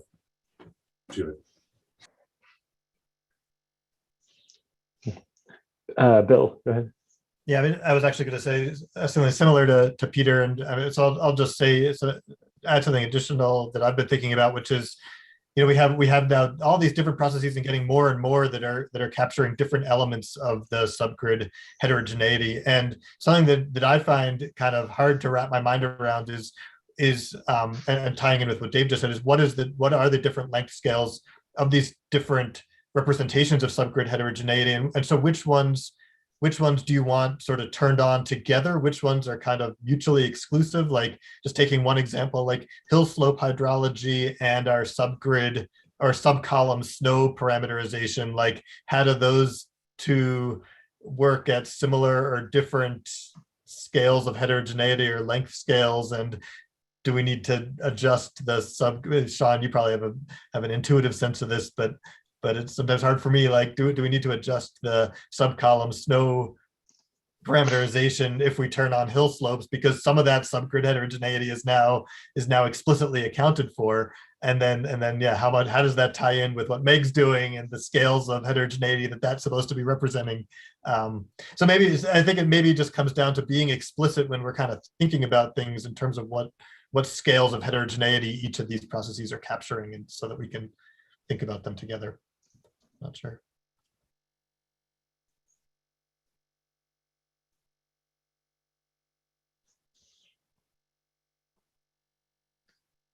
Stephanie? I want to come back for a moment to the latitude dependent PFTs we discussed a moment ago. So I was looking into this with respect to start and end of the growing season before, based on meteorological data. And what I found with all the latitude-dependent parameterizations of these was that there was a pretty good match, for example, in North America, where it might have been developed, and no match at all in Northern Europe because of the different temperature gradients induced by the Gulf Stream. Just a comment. Thanks. Jackie? I was going to come back to this spatial heterogeneity point that has been coming up. And so, and there's a discussion in the chat, but like thinking about different types of disturbance, if the disturbance is, and I'm thinking in terms of fates. And so I think this is a really important point to think about the way that we handle heterogeneity for all these different components, hill slope hydrology, water, and then in the land, depending on if you're using fates or big leaf CLM. And for fates specifically, because we split it up by patches, you could have a disturbance like fire that has the capacity to be larger than your patch. And so do we need to think about how to handle these different spatial scales? Then I think Laura brought up a comment. Just how do all these pieces come together?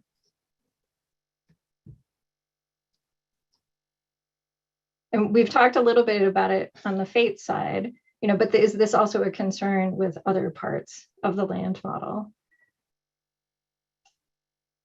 Bringing the pieces together? Yes. No, I mean, I think right now we don't really know how we would do land use land cover change with the hill slope model. We don't know how we would do, how we would do land use land cover change on the hill slope model, how we would do fates on the hill slope model. We talked earlier about ag and fates being something that we haven't really wrestled with very much. So I think it's very much an open problem. Adriana.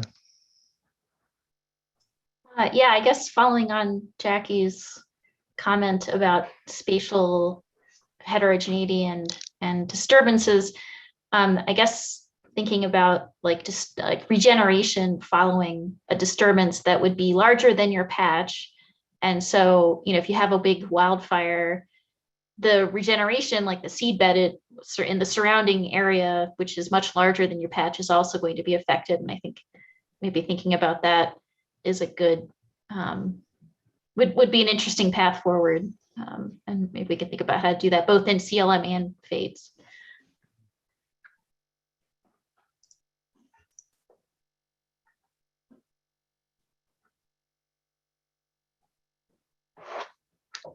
Yeah, I guess, this question of soils and how we treat columns and patches kind of you can have multiple patches on a column, but obviously what happens on that column isn't totally independent.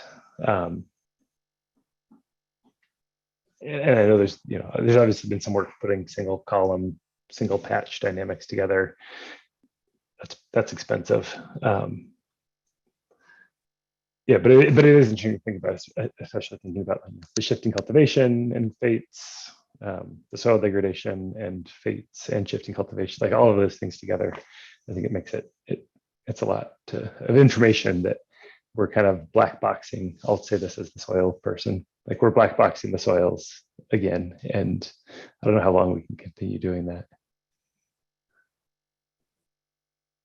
So I guess does this come down to, like Dave was suggesting, priorities for what goes into, CSM3 versus what we have as longer term sort of projects? Do we work out our priorities and what the most important parts are for different users of the model, I guess? Yep.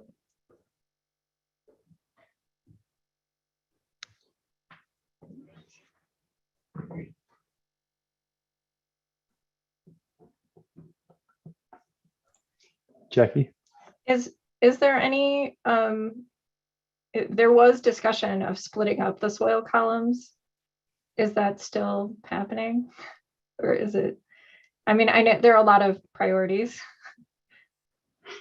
Is that a priority anywhere?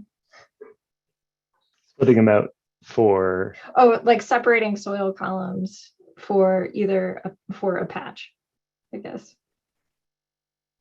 Because I know that has. Yeah, I guess it poses some interesting questions because supposedly faith is agnostic to its host land model, but this is one where it's like how the host land model integrates with faiths is obviously going to be important. Dave? Well, it looks like Bill's going to say, but there is a pull request for each PFT on its own soil column. And I don't think that got pulled in, and there was some concerns about whether or not all the conservation things were going to work. But it just might break the code. But I think we're still trying to make that an option. Yeah, I think the main issue is how is that going to work with transient land cover? That's how that some with transient land cover, and this whole transient land cover is affecting the hill slope. And I'll make 2 points. One is Charlie's in the chat is asking questions about the heterogeneity coming from the atmosphere, actually cloud shadows or precipitation. And that is not part of the class project, but is part of a CAM project. And Meg is also going to eventually work on that. But right now we're just going from land to atmosphere in terms of heterogeneity, but no return other than Sean's hill slope model, which is doing some downscaling. So we're getting some bang for a buck from downscaling. So that will come, and that'll pose its whole new set of challenges, right? If we get heterogeneous information from the atmosphere. But yeah, coming down to the question of priorities, we could ask the question, is it, or also realistic in terms of what we're going to have for the next version for CSM3? You could ask, one possibility, we say, we don't think Fates is going to get there. All the Fates people don't, shoot me, but we don't think we're going to have a global Fates carbon cycle simulation that works transiently that we can trust in CSM3 as our default configuration. So if that's the case, should we spend some time trying to get a hill slope version and possibly with Meg's clasp working in a transient sense as a big new feature of the model of subgrid, subgrid hydrogen. So, I don't know what the answer to that, but that's the kind of question we can ask ourselves in terms of how we want to devote resources.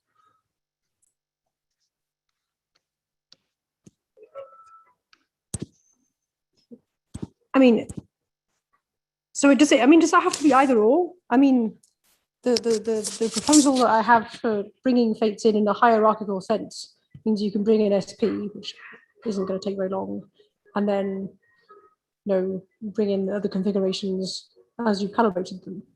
So implicitly, that doesn't mean that you need to decide in advance which one you're going to go with, right? Well, no, either. I mean, in terms of like what would potentially work with anything else, I don't think there's any like things that saying we can't do it. It's just, with to do fates, we have to get fates working while also running the crop model at the same time. And that is one set of technical coding work that needs to happen to make that possible. And then on the hill slope side, we need to be able to decide how we're going to make decisions about where to deforest when you have these multiple columns. Do you deforest the north facing slope, the south facing slope evenly?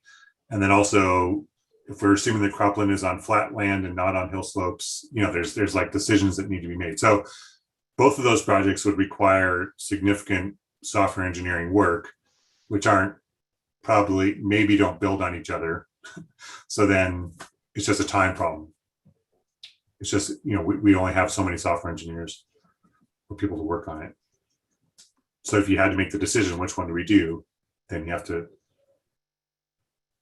Does that make sense, Rosie, what I'm saying? What time scale are we on here? Well, it's interesting, like Gokhan didn't mention CSM3 yesterday at all. Last year, he was mentioning CSM3 starting this summer. So now it doesn't even have a mention. So I don't think we know unless we've heard something, Will. I haven't. But it's not long, I think my interpretation is as soon as they get Mom 6 working, they're going to start pushing really hard for CSM3 as long as Gokhan's in charge. And the CAM vertical resolution stuff. So those are the two things that are going to determine when those two things are ready, CSM3 is going to start pushing. What about in the DICOR? Is that the third piece? Yeah, the DICOR, the DICOR bake-off still needs to happen, but I think, I think that's not as. I think that's going to be just a winner because all of them already work. Almost.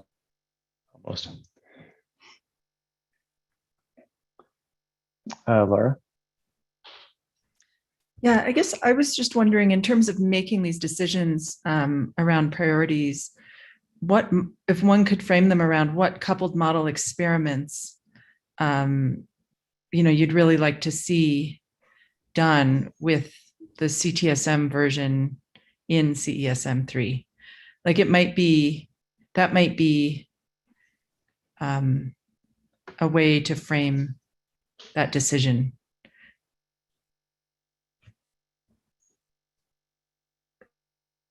Yeah, I totally agree. Yeah, I mean, it's kind of interesting. I guess it's not totally a post CMIP world, but we're not necessarily planning on releasing CSM3 for CMIP X, which makes it interesting to think about what are the experiments that we want to be able to run if it's not the deck plus MIPS.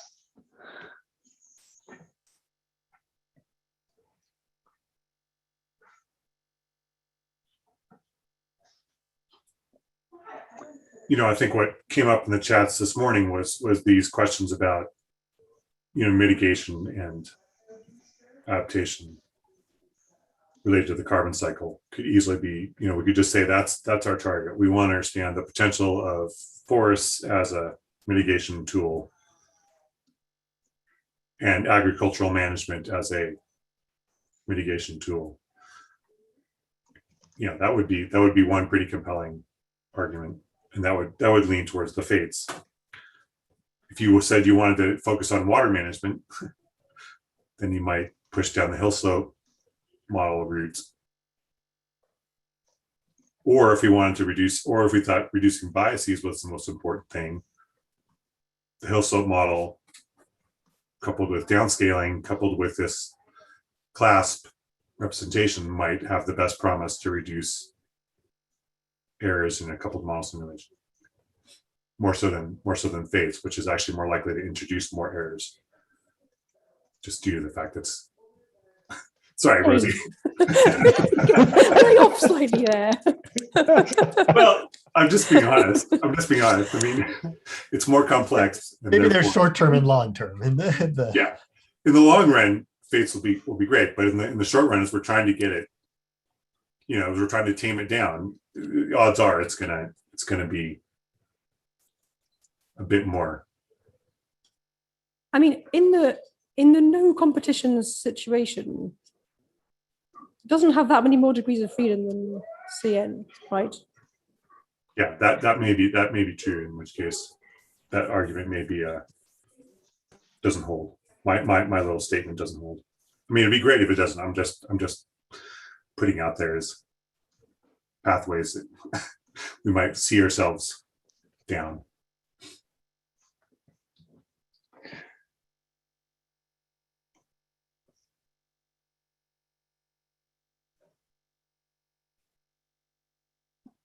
Adriana?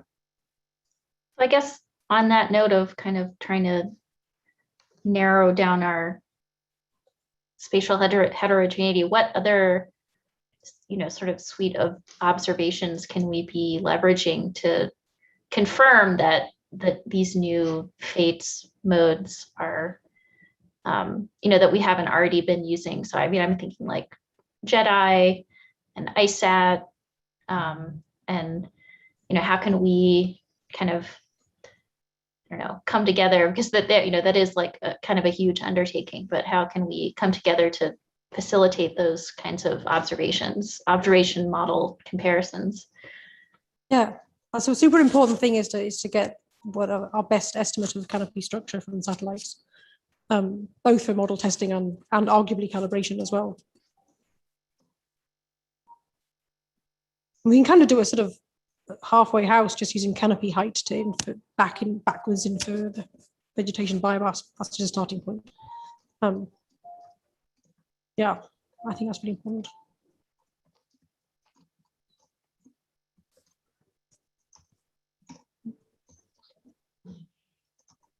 I have some more slides on this, Adriana. I'll share them with a group of you later on. And then Stephanie has also been we've been talking in the chat about soil characteristics that maybe would limit PFT, I guess either growth or regeneration. And I was just wondering if anyone else had thoughts on that. So, I mean, this would potentially be something in addition to what is going on with fates, hydro and the nutrients. Like, would there be other things that we could limit or prefer one PFT over another in terms of the soil texture or the characteristics?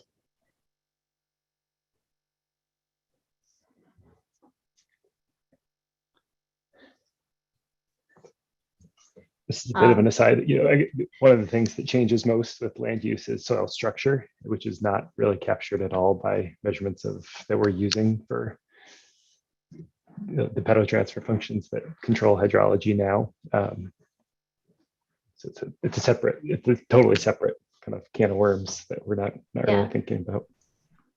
Yeah, I was thinking about like compaction. I don't know if that's something that is in there, like compaction of soil layers. Oh, okay. Yeah. So I just following up on that. Well, we currently use prescribed soil carbon, right, for looking at the actual pedotransfer functions.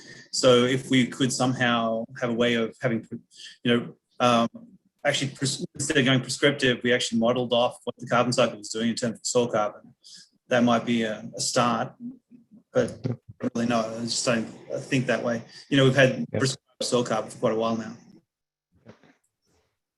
And we've started some discussions to get updated data sets that we could use, and I don't think those would be transient. So we've been still using the IGBP soils data.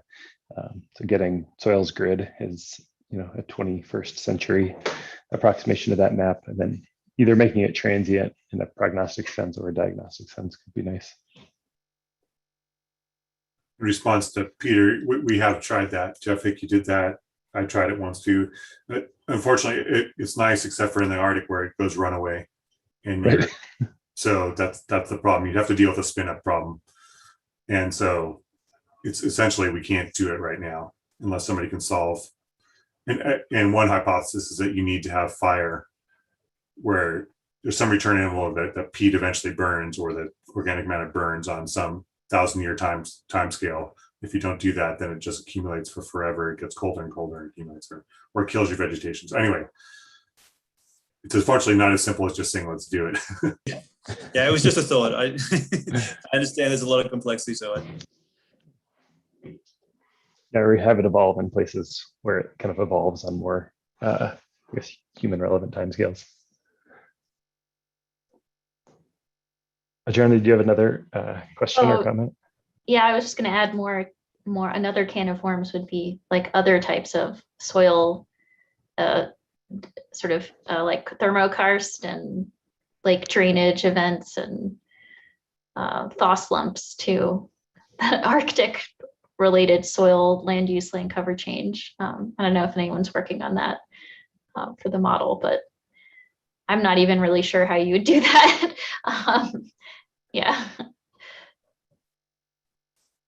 Yeah, I know the excess ice work is hopefully circling back around with help from the Norwegian team.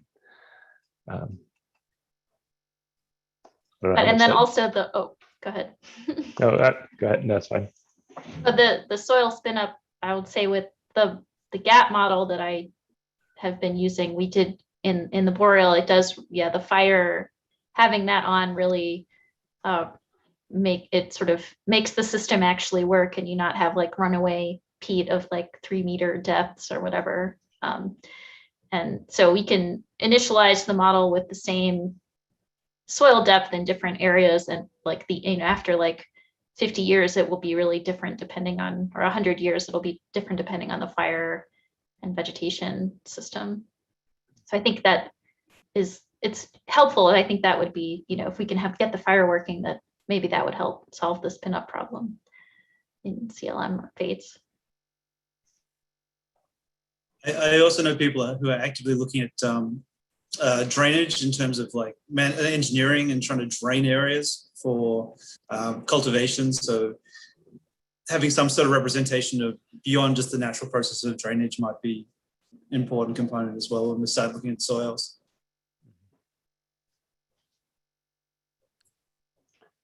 Yeah, they've implemented tile drainage into NOAA MP, I think. Yeah. We were hoping to use as a candidate project to show that we could share code, but we haven't really gotten anywhere on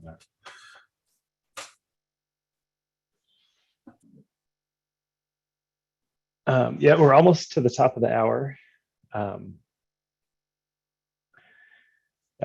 definitely appreciate all the conversations we've had. This has been, for me, more engaging than listening to a series of 15-minute talks. So I want to thank the speakers who bravely stepped up to give lightning quick presentations. And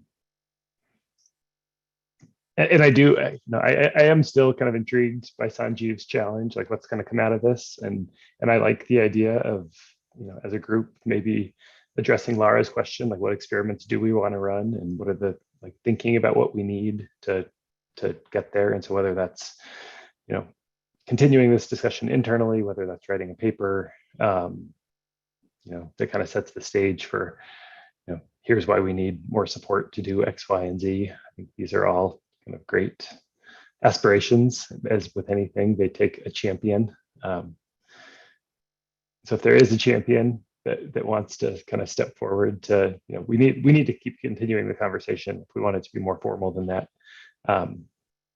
I think that I'd be super supportive of that. Yeah, and want to thank again everyone for their contributions. I think we need to come back at 1 for those of us that are interested in talking about fire.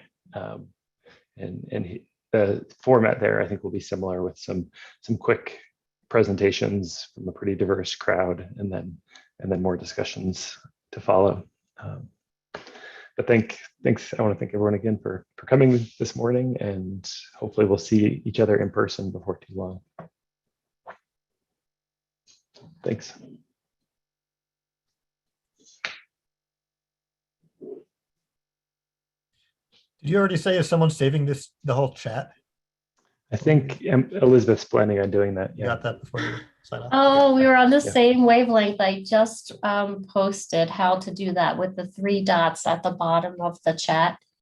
Do you want but me I to do did it then? save it, and I can always send